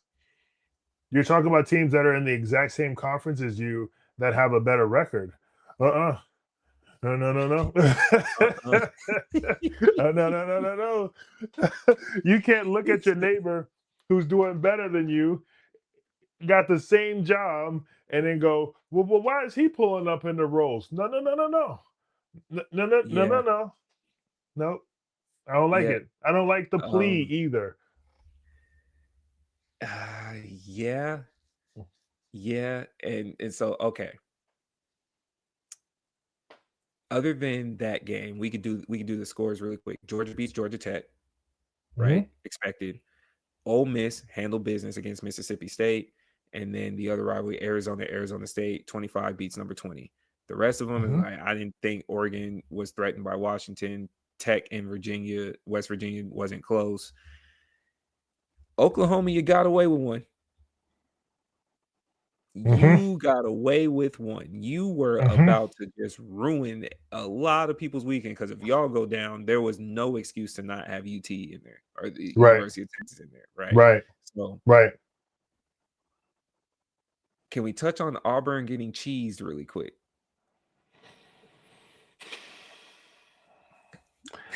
Is it unexpected though? Like keeping it clean, These is it calls were unexpected? bad. They were bad, man. When the announcer in like so there's a difference between like someone like Chris Collinsworth, who's an NFL like commentator. Chris Collinsworth has toted the line of like calling the referees idiots on several occasions because he's Yes. looking at the screen going, now what exactly are they looking at? Like he'll make those comments. But if you have college commentators fighting to not say what they're trying to say because they're trying to keep their job, that should be a sole focus to let you know what's going on. Like we're all watching it together. We can see it. Me and you can see it, and we see the same thing, but then they see something totally different. You're like, that's interesting. Calls that heart like these are heartbreaking calls, man. Yeah. These are heartbreaking calls of and that's another representation of moments of bro that can only be devastating even for Auburn. One thing we do Yeah. have to give credit for the SEC is like whether you're a winning team or a losing team, 9 times out of 10 they are fighting. What it Mhm. doesn't matter, especially in a game like this, because just for them to say they beat Alabama despite everything and go 6-6 for the season, and it would have been their second win in the SEC. That was everything. You knock them out of the playoffs. You're on the couch with us, buddy. Haha. Sit Yeah. down. you know Yep. Yep. and to be I haven't seen there's only a couple plays in my sports watching history where you really went like, yo, that ref is should will be under investigation for the rest of his life. Right. This was one of those games, and it shouldn't Yeah. come down to this was for sure one of those games. So Yeah. it kind of puts us now that everything wraps up. I don't understand the ranking system anymore. Does it make sense to you? No. It Yeah, never and, has. when I say ranking system, we are talking about the conference play because there's Mhm. teams being listed that are supposed to be playing in conference championships, and it doesn't make sense. And the two that Mhm. stand out to me is the SEC and the ACC. I Mhm. don't get it. I Mhm. don't get it. I'm gonna go with the ACC first. The Duke Blue Devils, who are 1, 2, 3, 4, 5, 6 in the conference, are playing in the conference championship Mhm. against Virginia, who went number 1, which Mhm. is crazy. Virginia went number 1 in the conference with Miami, Georgia Tech, and shout out to them. They And went number 1. mind you, Virginia is ranked 17th. Virginia's ranked 17th. But Miami You're is ranked 12th. behind Miami, who's third. But they have a 10-2 record as well. Yeah, come on. I don't. Does any of it make sense to you? No. Who meets up in the conference championship usually doesn't make sense, especially because of the rankings. The rankings, you're like, oh, well, this team's better. And all that. Who'd you beat out? Strength of record, inside and inner conference, like all those things play a part into it. So it becomes more convoluted than anything. That we have multiple 6-2 teams, and I think it's just maybe trying to sit down and understand it. SMU 6-2, they're second. Miami 6-2. Like, who lost to who that lost to who that moved these types of things around? Because if we're all 6-2, what loss outweighs the other is what I'm not getting. Right. And then it's even worse. Maybe worse, not the word, because Duke playing for the ACC championship just sounds funny because first of all, it's Duke. And how did we get here? And maybe it's the rise of Daniel Jones. And like, you know what? Let's continue to put Duke on the map and just give them some more shine. But why are they there? And then on the other side, for the SEC, Alabama's playing Georgia, but why is it not Ole Miss in the finals? Why is it not A&M in the finals? Like, what am I missing here? And while looking at it, the SEC, bro, that's how powerful they got. 1, 2, 3, 4, 5, 6. They got 7 teams ranked at least top 15. But how did Alabama and Georgia end up here over Ole Miss, who had a stellar record? Like, who did Ole Miss lose to? Who did Ole Miss lose? One loss all season. They lost to Georgia. Okay, so Georgia's in and the final. That's Georgia, right? But even when they were doing the East versus West, if you lost on that conference side, you couldn't meet in the finals. I get that. Then how does Alabama get it? Like, okay, they might have to explain this next year, and I'm sure there's an explanation for it. But there's an explanation somewhere. Yeah, there's an explanation somewhere, but I don't get it. Because it's frustrating when you're looking at it in the aspect of these games, these championship games are also going to be a determining factor on who goes forward in the college football playoffs. Why do you think they put Texas at 13? Because they knew they'd be backlash if it was 12 for real. And they know if one of these championships happen and something happens, who can they just slide in real quick without having a big old argument? I can't say that. I hear you. But I also can't say that simply for the fact, why is Notre Dame here? You know what I'm saying? Why is Notre Dame here, man? What are we doing, man? Okay. I don't know where they fall. And so we could do that. Championship games are coming up. Ohio State, Indiana. One of them two fall. That's right. Either one team, they're the last two undefeated teams. They swap. That's it? That's it. Okay, fair. So you don't see maybe you squeeze Georgia into maybe 2. But I think if you look at their season, they're both undefeated. If you lose to the number 2 seed and you're the number 1 seed, you should essentially swap. Yes, fair. Very fair. It doesn't change that. Well, yeah, because they lost to each other. So all the other 11-1 at the end of the season for the conference championship. Yeah. Okay. Like respect. Georgia's got a smear on their record. So like I know they're all gonna say, "Oh, it's SEC though." Like that's how they'll sneak into if they do put like a sandwich of like, Ohio, Georgia, Indiana, or vice versa. That's how they'll be able to spin that. But really, it should be end of season, undefeated, did what you're supposed to do. You have to lose. Someone has to lose here.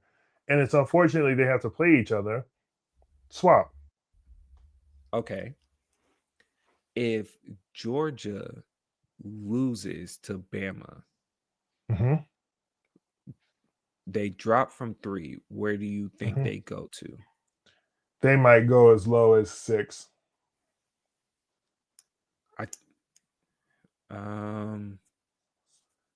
Okay. Okay, so if they go to 6, Alabama goes where? They might mess around and put Alabama at 5. Even if Texas Tech wins? Texas Even Tech's if playing Texas Tech BYU. wins. I know. This is me just looking at the bias of what usually happens in this situation and just trying to keep it clean. If they go 6, because they're supposed to be, so the first 6 teams for at least the finals are the conference winners, right? Which is crazy because we're gonna see someone like UNT get obliterated. Thanks for showing up. The North Texas Mean Green and the Tulane Green Wave are 2 teams, and with all due respect, just don't even have the team names that sound like they should be in this conversation. Tulane is crazy. Mean Green. The Green Wave. The Mean Green versus the Green Wave is who's playing for the American Conference. And that winner is going to go in there with monsters, with absolute monsters. Then you're going to have, I think, the winner of conference. No, is Conference USA in that? You got the Mountain West Conference. Yeah, the Sun Belt too. Okay. We're not worried about them. They're not in the top 12. They'll do what they Miami need to do to move go up? play in a nice bowl. Is there a situation where Miami moves up? Who does Miami play this week? Duke? No one. Championship week. Oh, yeah, that's right. Potentially. Potentially. Let me clarify. Is it whoever wins the championship in the conference that goes in, or the best ranked from that conference? So this isn't like so it's the best in the conference goes in. So this isn't like basketball where you win your conference, you're in. Like the top 12, you can lose your conference game, like what's going to happen with Ohio State and Indiana, and then they're still in because they're going to be in the top 12. This isn't, I know what you're thinking. You're thinking basketball terms. You're thinking you play your conference, you win, you're in. Like you're a part of the 64. That's not how college football works. If you win your conference, great. You're definitely in a conversation. But if your schedule isn't strong enough to put you in the top 12, it doesn't matter. You're not getting in. So like the Mean Green, they can win all they want, but they're not going to be in the top 12. Wait, okay. So I'm looking at the seeding criteria, right? Look at us. We can. There we go. We can look at the screen together, man. Okay. So we're saying this is the seeding criteria right here. It's for the people that are watching. So the 5 highest ranked conference champions receive an automatic bid. And if I'm understanding that correctly, that means after you play all the conference championship games and you go by the football rankings, the 5 highest, like, if Ohio State or Indiana, they're number 1 ranking overall, and you also won your conference champion, so they go by those. If I'm reading that correctly, that's the top 5, and the next 7 is just the highest ranked teams that didn't win their conference. Correct. So we're looking at more than likely SEC and SEC Big Ten automatic. Those are 2. Yeah. So outside of that, if we're looking at the top 12, most of those are SEC Big Ten. So that means Miami skips the line. No, it says conference champion. So does that mean Duke's in? If Duke wins, Duke is in.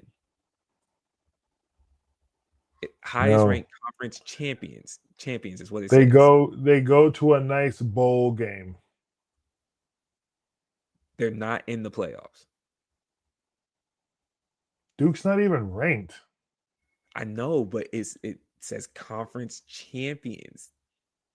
Oh, you're right. So it would be somebody else ranked above them. So it might be Big 12, BYU, Yeah. or Texas Tech. That would be 3. Right. Who would be Like next? Duke's not sitting at home thinking if they win this conference championship that they're in, because they're not. Then They get to so go play at a nice bowl game, and they get to tell people that they won the ACC championship. That's what they get. They get to say, we did a good job at the end of the season. Let's go get some free stuff at the bowl game, and that's it. All right, then so it would be ACC. No, I'm sorry. Mm-hmm. Big 10 would be the highest. SEC would be second. Mm-hmm. Big 12, and then Tulane, ACC. American. Because everything else after that is you got an FBS independent, and based on the rules, you have to win a conference. So fuck you, Notre Dame. And the next biggest conference is the American. No, Over ACC. So Virginia. Yeah. Well, if Virginia loses, then it'll be American. So you do realize when they're talking about the biggest conferences, they're talking about the 5 highest ranked conferences based off the teams that are in contention for the playoffs or So in they the top weigh the 25. whole conference. Correct. So it's not one of those, like, say, for example, Virginia. Why do you think SEC gets so much love? Because they look at their entire conference and they go, this is the greatest football that's being played. I don't like none of this. I don't listen. You see where my frustration comes from whenever I be hating, because I be hating. They get so much love because of the conference top to bottom. They say, "Oh, you can't touch it." That's what they say. So we're looking at the teams right now. You've got Big 10, Big 10, SEC, Big 12, Big 10, SEC, SEC, SEC, SEC. They are going to have a 80% chance of an SEC team like being a champion this year because of how many SEC teams are in. You know, and I know where you're coming from because you're literally thinking of it like March Madness, like conference, you're in, like it's supposed to be about the conferences.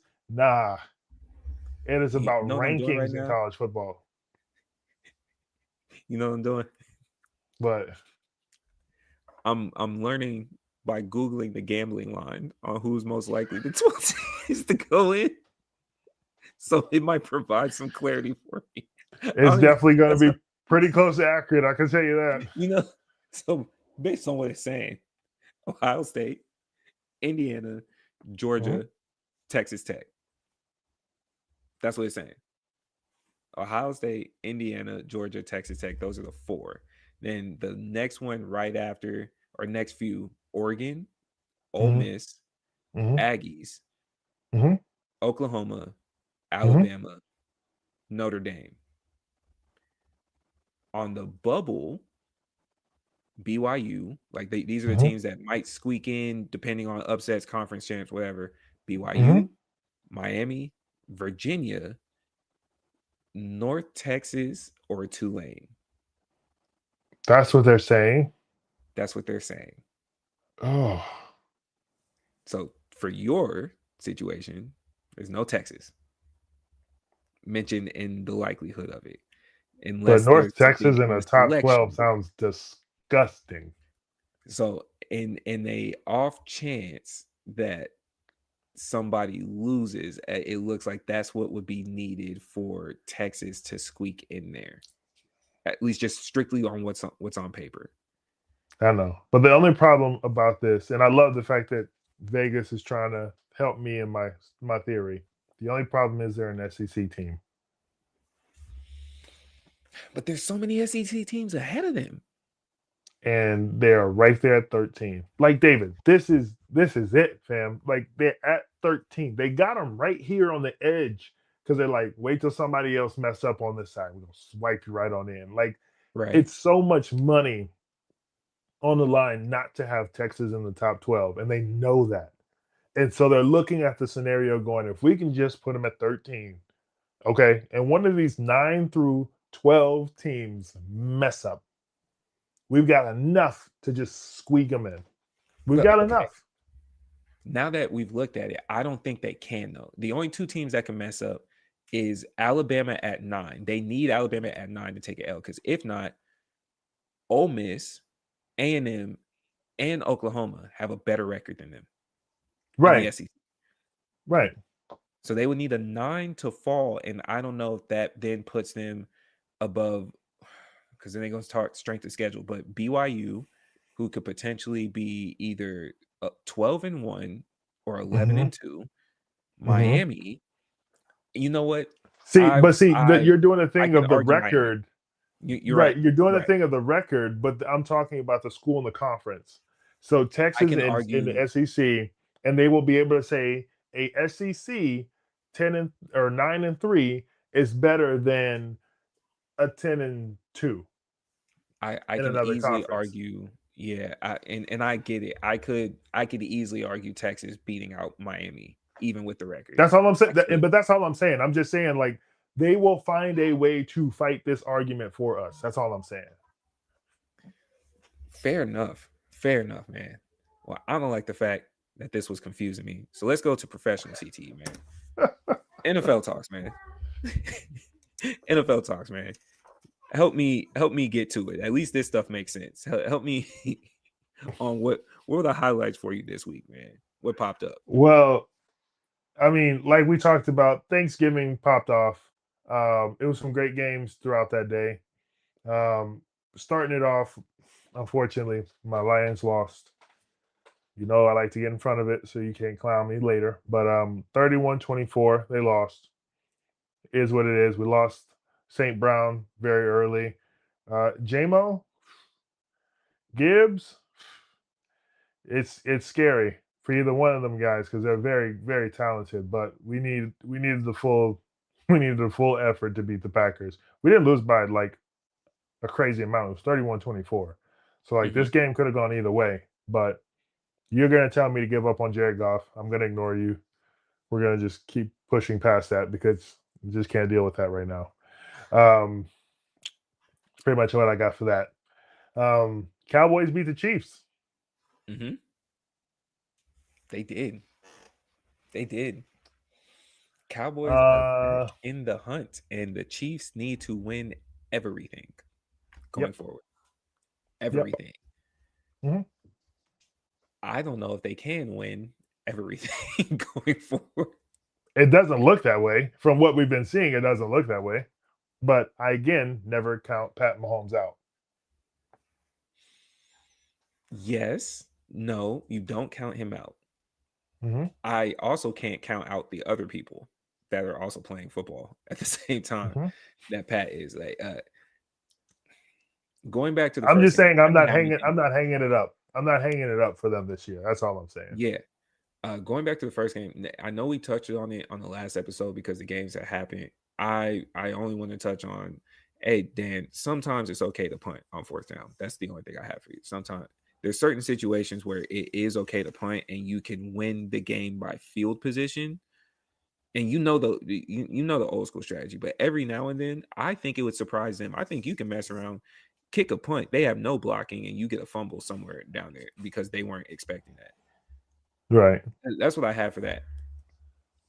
For the games that happened Sunday, my highlights, I'll start with the Monday night game. The Patriots were hitting those boys over there in New York. Jackson. Go out of bounds. Jackson Dart, please. If you're not Pat, I'm sorry. You are not Josh Allen. I don't think you have the frame to keep taking those types of hits. You're not Russell Wilson. You're not. And shout out to the homie that got up. He was willing to fight for you, but it was on you. Legs should be on the ground. Yours, hey, bro. They're aiming for the Patriots were hitting those boys. It felt like football was back. I think they started to understand the formula for the NFL. The same way that we talked about with basketball is like, okay, what do we do now when these main stars aren't playing? What do we do now once you start to see a shift? We're seeing a season where Josh, Lamar, Pat, Joe, they trying to figure it out. So we need somebody there. Do I think Drake May's the guy? No, but what you replace it for a lot of bubbling names is physicality. You keep giving me games like this, I'm feeling like it's back to we're getting closer to the golden era of the 2000s. Do I need a Ray Lewis hit across the middle? Not necessarily, because I do want them to have healthy brains when they do retire. But every now and then, you do got to hit an Antonio Brown. You do kind of just got to let him know, don't come across the middle. You got to give him a Chad Ochocinco, like, hey, this slant ain't for everybody. That right. I appreciated every single step of that game. The other one, my other game is, I'm still on your ass, dog. I'm still on your ass, Raheem. You feel me? I'm still on your ass, bro. We ain't forget about you, man. You know what I'm saying? We take this to heart. You know what I'm saying? We take this to heart. I believe in y'all, and you make me feel like this, son. Hey, the Cleveland Browns should be copyright infringing that one right there, because that is their slogan, mascot, more than anything. Nah. So the fact that you over here showing that is crazy. It started with the Aints. Remember, because the Saints used to wear the bags on the head. Yeah, that was them. But this again, we went from this man to this, man. We went to that. Look, the Falcons just need to call it quits. They need to figure out something else that's going on for the year. If I'm Bijan, I'm faking an injury. I'm sorry. You're not getting me hit for these last few games talking about we're in the hunt. The hunt for what? It's not the hunt for better.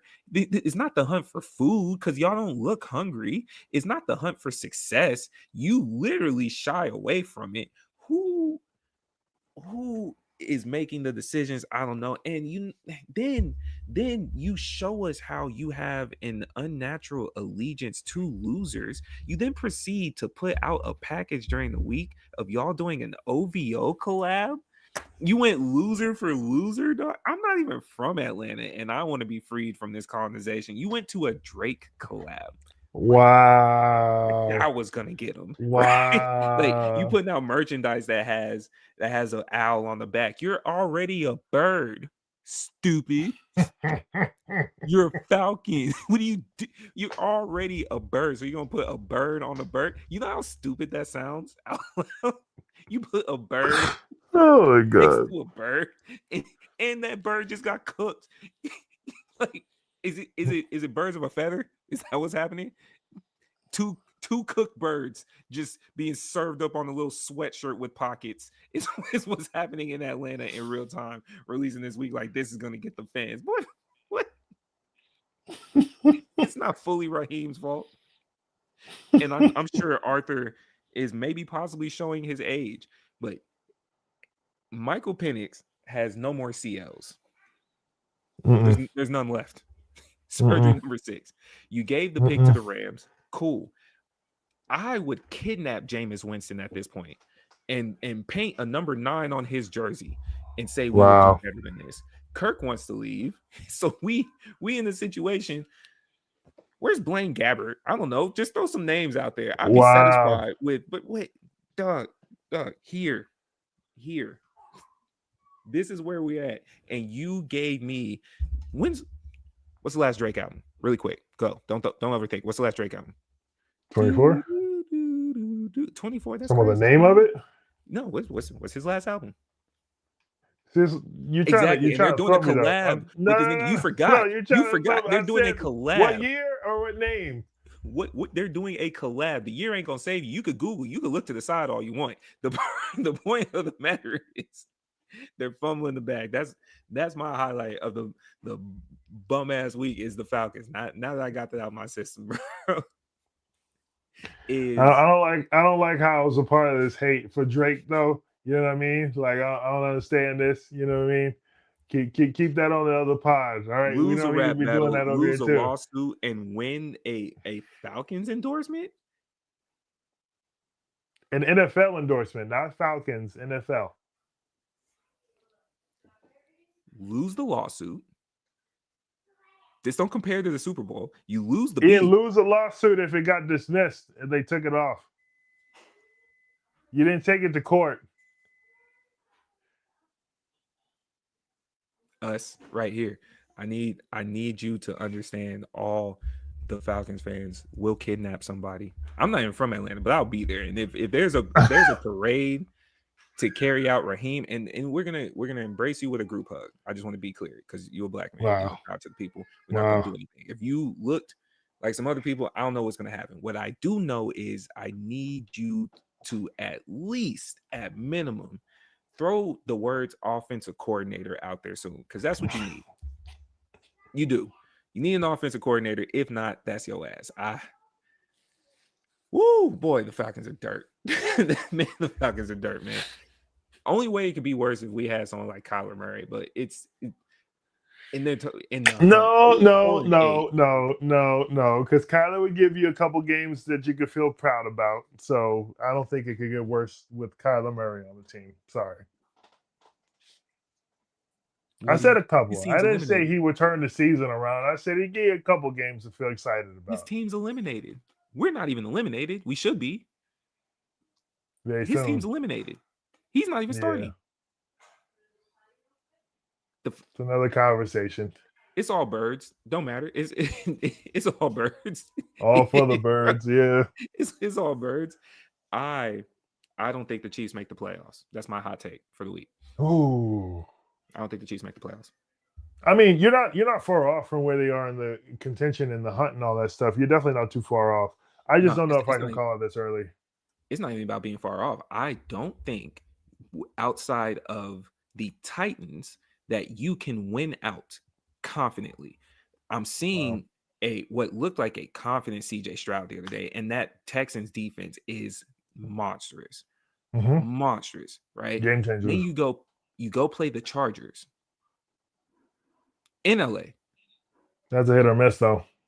It's a hit or miss, but it don't seem like more of a hit than a miss right now, because they have all the weapons that you do. And Justin Herbert, just based on what we saw in the first game, Rashee Rice is a big difference. I don't think it's big enough of a difference as they proceed to get back their tight end and they proceed to get back Hampton off of IR. He will be back for that game. You beat the Titans, sure. You're going to Denver. Okay. That's not a game you win.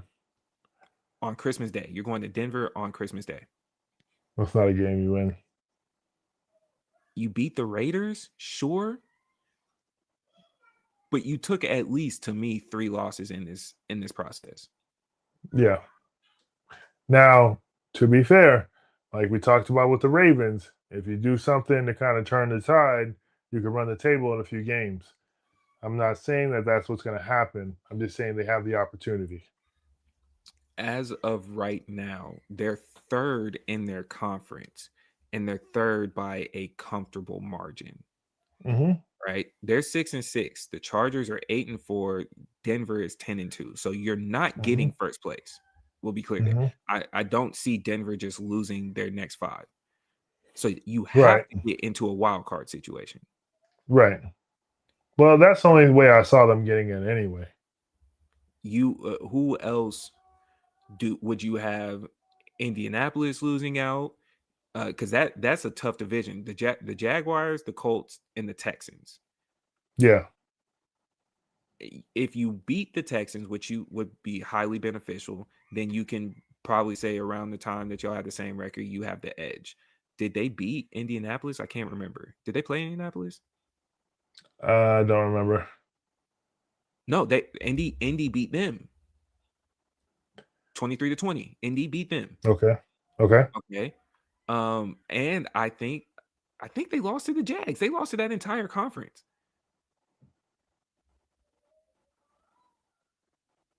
Is that the start of the season though, without Rice? No, the Chiefs lost to the Jags, the Texans.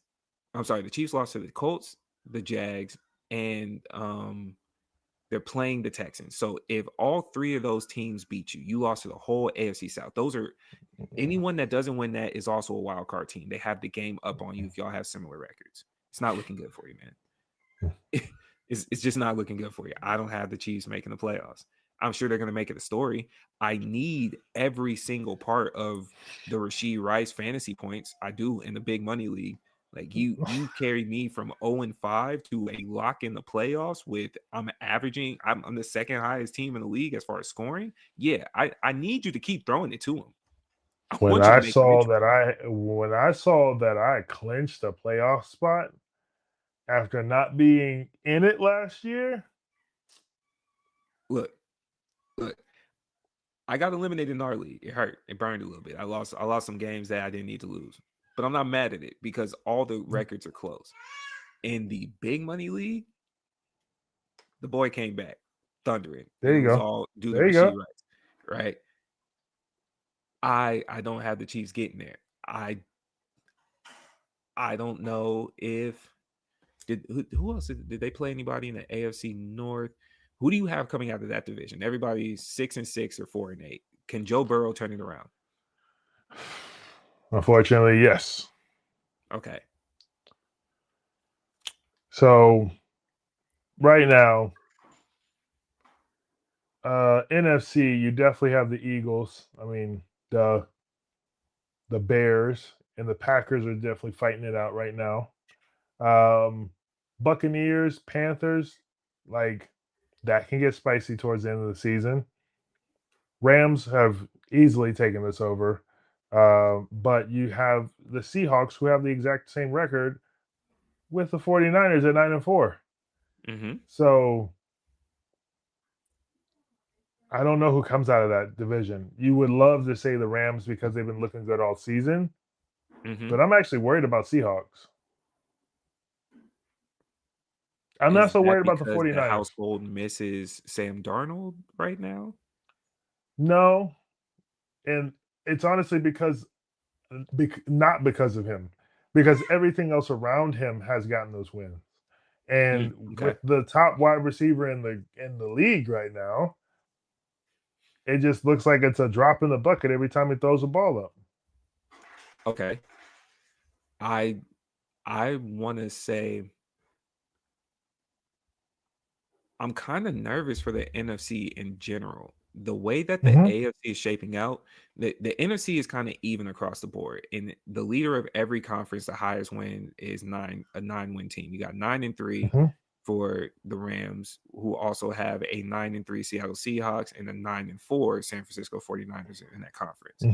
Then you're looking at a 9-3 Chicago, who's trailed really closely by an 8-3 Green Bay and a 7-5 Detroit Lions. You got a 7-5 Tampa Bay team that's only one game ahead of a 7-6 Carolina team.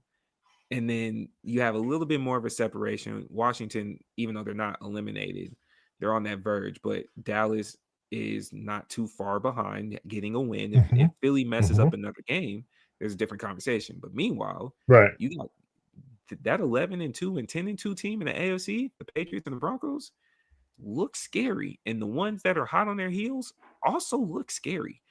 Do you still have what's our Super Bowl prediction? Again, let's update one more time. What's our Super Bowl prediction? Super Bowl prediction as of right now, NFL, who's in the big game? Super Bowl, top of 2026. I don't think it's the Colts anymore. Okay. You had the Broncos. Are you still riding with that? I am still in the spirit of Russell Wilson. Broncos country, let's ride, bro. I'm still with the Broncos here, man.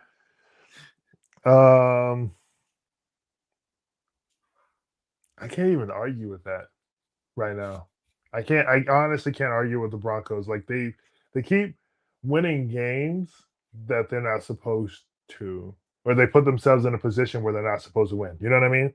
Like this is reminding me, and unfortunately I had to remind my wife a couple of days ago, this is reminding me of the season the Minnesota had 2 years ago with Kurt, where they were winning and they won every game that they were down 20-something points to, or something like that. Like they went like 13-3, literally winning that season just that exact way every single game. But the difference is they have Bo Nix and Sean Payton instead of Kirk Cousins. So Yeah. they're definitely scaring me on the AFC side. I would venture to say that the Patriots might be their biggest op. The Patriots looks good. Like Mike Vrabel got the boys looking good. Yeah. And they're riding a wave right now too. So I would say out of those two, since you have Denver, I'll pick New England. Not mad at it. Okay. And then in the NFC, that's harder than anything because it's almost like looking at the Western Conference in the NBA and then looking at the East. You got a couple teams in the East you got to worry about, but in the West, there's like 10. So I'm looking at the schedule, I'm looking at the teams. I would have to say, if I'm putting my money on somebody right now, I'm going to hate myself for this. The Seahawks. Ooh. They look Really? that good to me. I don't know what I'm seeing. I'm saying this. I don't know what I'm seeing. They look that good to me though. And I'm not saying this because of Sam Darnold. I'm saying this because Okay. of the team. And I'm also talking about the threat that they have for both wide receivers. It looks scary. Really? I really figured you would at least gave me someone out of the NFC North. Seattle. Okay. Well, I might have changed my tune. As much as I still want to stand with Philly, I see what you see in the Seahawks and Green Bay. Yes. We talked And about them being a serious yeah, team this year. yeah, and I think it's going to come down to it. It's going to come down to how they finish for me the last 3 games, but they do go through a gauntlet to end the season. They see the Bears twice. In between seeing the Bears, and in the span of 3 weeks, you have 2 divisional games. The one that splits those 2 divisional games is the Denver Broncos at Denver. So you go Chicago, Denver, Chicago, Baltimore. Tough schedule. You end That's with the very Vikings. tough. You end with the Vikings, so it could go left very fast too in this whole Yeah. situation. It could go Yeah. left very, very fast. I want to pivot. I want to pivot to him, but I also that's what my heart wants to do. My gut's still telling me Philly decided to do that yearly lull that they do just a little bit earlier and get it out the way because you got 5 games left, and Yeah. these 5 games lean more towards your favor. You see the Chargers. It's Monday. It's next upcoming game. You see the Chargers. Then you get a scrimmage with the Raiders. Right. You get a free scrimmage late in the Yep. season too. You just get a freebie. You see Washington get you out in the cold. You know, you more than likely, if you win, there's a strong chance you might be hosting. So you already used to the snow. You go to Buffalo, which is the game. That's the game that you have left. You're going to Buffalo. Yeah. And that's the game for both of y'all to really gauge yourselves going into the playoffs. And then you finish with the home game against Washington again. You have a good schedule. I'm looking at that. You should win at least 3 of those 5. To me, I have them beating the Raiders. I have them getting at least 1 with Washington, and then I also have them beating the Bills. Really? I have them beating the Bills. I think the Chargers might get them, and I think this is a make or break for the Chargers, but Herbert is potentially hurt, but I think he might play, and I think that's one that the Chargers need to see themselves. But I have them, after they lose to the Chargers, they need to see, are we really Philly? And I have them beating Buffalo in Buffalo. Okay. And I stick with tough. That's tough. End of the season. Philly. Stick with Denver versus Philly. That's where I feel like Philly is a good choice. I feel like it's an easy choice. I also feel like Philly is going to step on their own toe. Who you have them losing to in those last 5?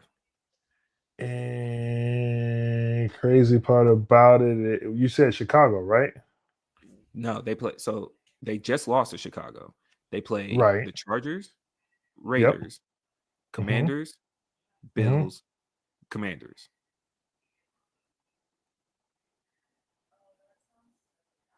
Chargers. That's one. Okay. And the Bills. So it'd be 3-2. You haven't beaten the Commanders Technically, I think one of those Commanders gets taken too. If I'm being optimistic, I'm being a little crazy on this one, but I'm thinking somebody's sitting because they don't want them to get hurt during the playoffs. All that type of. That's why I'm thinking I'm leaning. Now, what you just said did cross my mind. Right now, though, with the NFC, I don't think any team is in a position right now to talk about sitting anything. Every game. No. It's the Wild West. You have to play. So you now Marcus Mariota has tried to pull off some upsets this year. I'm not sure if you could do it twice. Terry McLaurin, can I holler at you real quick too? I drafted you against my better judgment in a league, which was cool because, a lot of them I don't really talk to anyways. But can you just go home? Because I don't like this. You show up for practice, you're out, but you're not going to play. And then you do play, and then now all of a sudden you want to catch touchdowns, but you didn't tell nobody you was going to play. And so then you set your lineup for the next week. I put you in there thinking like, yeah, you was just back last week and you hurt again. And, hey, man, you're killing me, Smalls. You're killing me, Smalls. You went off the emotional roller coaster? It was – I've been doing well enough because I was fortunate in a great risk of drafting Josh Allen and Jahmyr Gibbs in back-to-back picks. So they have been carrying the load in a lot for that team. And then they messed around and let me trade for I gave a can of Frankenbeans for Drake London. And mind you, they requested this. I didn't send the trade. They requested it. I don't know what they drank that night, but no takesies, backsies, right? Yeah. We skipped the topic before we wrap up. We forgot to talk about the alleged hoe of Lane Kiffin. I say alleged because those aren't my words. But you just said it still. I'm just saying what the man said to him. He said he's not, and come back to the locker room and see me. So I like someone that stands on business. He said, come see me on the other side. Can't do it right here, but the world knows you got to come see me. Lane Kiffin takes a job at LSU while coaching Ole Miss. We've seen this happen before. There's a funny piece of him saying he would still like to coach the game, which is crazy. Crazy work in the bowl game that they're probably going to be in. But how do you feel about Lane going over to LSU? Is that the choice you would have made? Were there better options? Is this better for him? Did LSU win? Is he just a bag chaser? What you got? All these allegations are crazy. It's a better school. It's a better opportunity. They promised. So first of all, saying that, I talked to my homie about this, saying that he didn't know what the terms of the deal was before he made the deal is absolutely just crazy. Oh, I'm going to just show up to his job. I don't know how much they pay him though. What? LSU is cool. They're not that cool, fam. Like, you know what I'm saying? Like, I liked working at different jobs, but they weren't worth not getting paid. You know what I mean? So he went for the bag. He went for what was good for him, and that's fine. But the school did what was good for them. And they said, we're not going to sit here and let you just keep recruiting kids for the next month and taking, talent with you and coaches with you and everything else. Mind you, he's probably doing that already anyway. So that's why a part of me is like, why not just ride this out, see if you can finish the job? But then they don't want him to win the national championship and then leave. They're the bitter X. They don't want you kicking your feet up. I think Scott Van Pelt said the best the other day. He was like, if we get through a divorce, you're not staying together for Christmas for the kids. Get out. We'll figure out Christmas when we figure out Christmas. But like, there's no need for you to just to kind of stick around. You know what I mean? So he definitely did it for himself. It was a bag move. Mind you, he was waiting to see if Alabama lost, because if they lost, then that job would have been up for grabs, and that's the job he really wants. So it's the most, like, coveted job in football. So, like, yeah, he wanted that Bama job, but he's just gonna go next door. He's gonna go to LSU. He's gonna figure that out, and yeah. Why not Florida? Florida needs way too much work. You think so? You can go to LSU and with a $25 million team budget and go do exactly what you need to go do. Florida wasn't going to give him all that. What's the difference between Florida and Ole Miss? I don't think much, and I think that's why he left. But you got Ole Miss. They are the highest they've been. Well, I don't want to say highest because Ole Miss is usually in the running, but they look the most crisp we've seen. Right. And they're winning confidently. Right. You got what you needed. I think he saw what he did with the team in the last 4 years, saying, man, this was a lot of work, trying to build what he had to do. Now he can just go buy it. Now he can literally just say, it's LSU, here's $1 million, come play. And it's not going to be a hard buy. They gave him 7 years for a contract worth $91 million, which breaks down to give or take 13 a year. Would you hoe out for 13? Yeah. Yeah. Yeah. And if he wins the national championship, he automatically gets pushed to the highest paid coach in college football. If he wins it, yes. Yes, because right now he's an escalator. He's an escalator. So if he went, not to mention the other things he has the perks of, he has like 700 hours of flying time he can use on the private jet. He has a membership to the golf club, like all the different things that they've put in as perks for him. But aside of that, if he wins a chip, he's the highest paid coach, and he is guaranteed a $25 million roster for every year that he's a coach of LSU. Which is I'm gone. Crazy. Yeah, I'm gone. How do you not? Now, I did see. What about this historic run for Ole Miss? Did you see the check they're cutting? Yeah, I'm gone. Now, I'm kind of shocked too, because at the same time, today, as we speak, this very day, we're shooting this.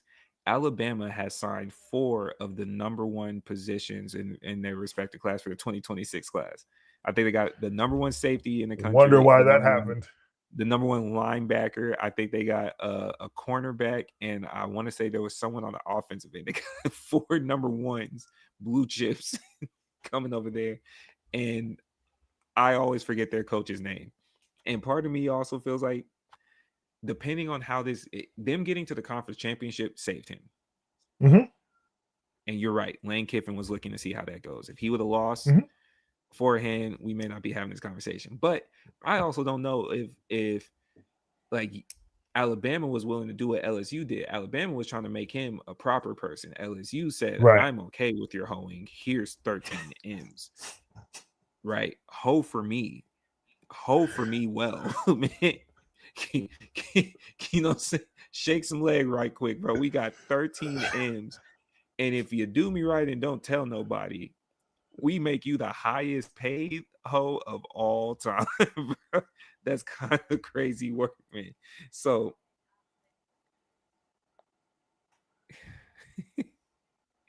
him having to deal with the scrutiny of LSU that you were speaking about, how do you feel?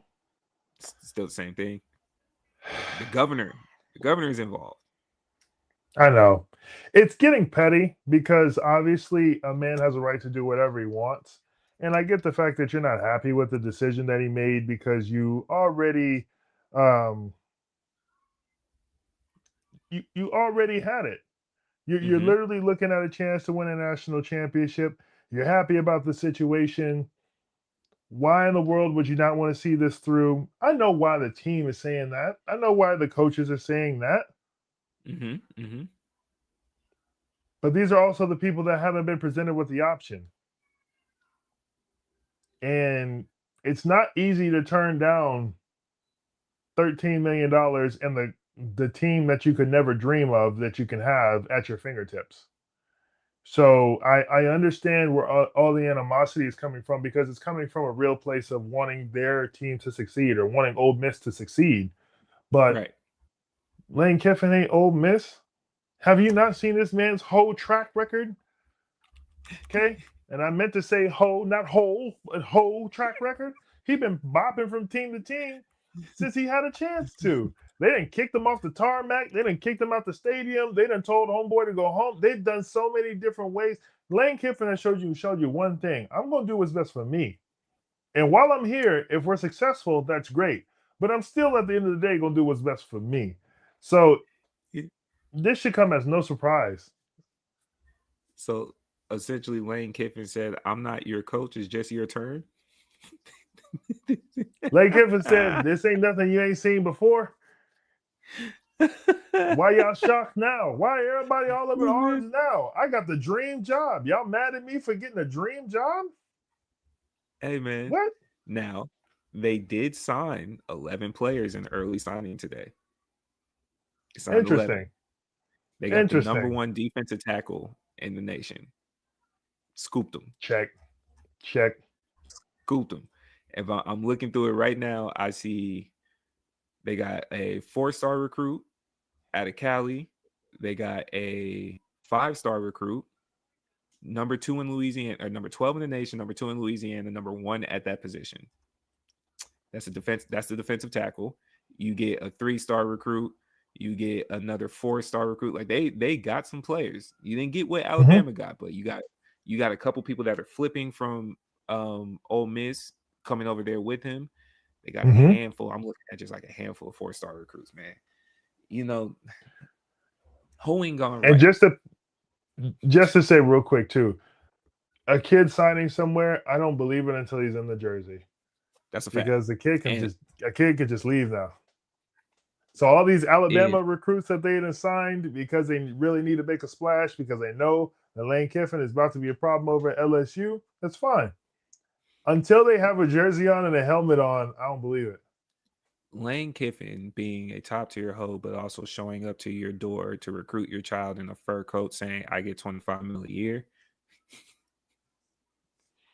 How much morals do you have? How many morals do you have? Because my checkbook can scratch your back, you know, as far as you need it to go. Hoeing is the number one product in the history of the world. The world, sir. the world. You either win it or you ain't. Yeah. So you want this purple and gold, or you want to be a loser, broke over here. Roar for me. Do the roar. Yeah. Do the roar. These stripes look good, don't they? Oh man. Yeah, man. That's been an episode for us, bro. We got to some details today, man. But as usual, like, comment, and subscribe for us. We have the YouTube page. We have the Instagram page. We have the TikTok page. We officially have the Twitter page. I told y'all I would get it out there. And if I'm running the Twitter page, it's gonna be nothing but clips. I'm trying to rediscover the space of Twitter. We might dabble in our craziest take, sending it over there, because you know, if you could survive the trenches of the bot retweets, you can survive anywhere. That's how I feel in today's social media game. So like, comment, and subscribe. Follow the homie Abe. He's been out here fighting. Not only been fighting Nico for shooting out that post about Michigan losing, he also put out some LeBron takes that a few of y'all didn't take too kindly for. And he's a Laker representative. He's a Laker representative. But follow the homie Abe. Jamel will be back next week. Rose, happy birthday to you, good sir.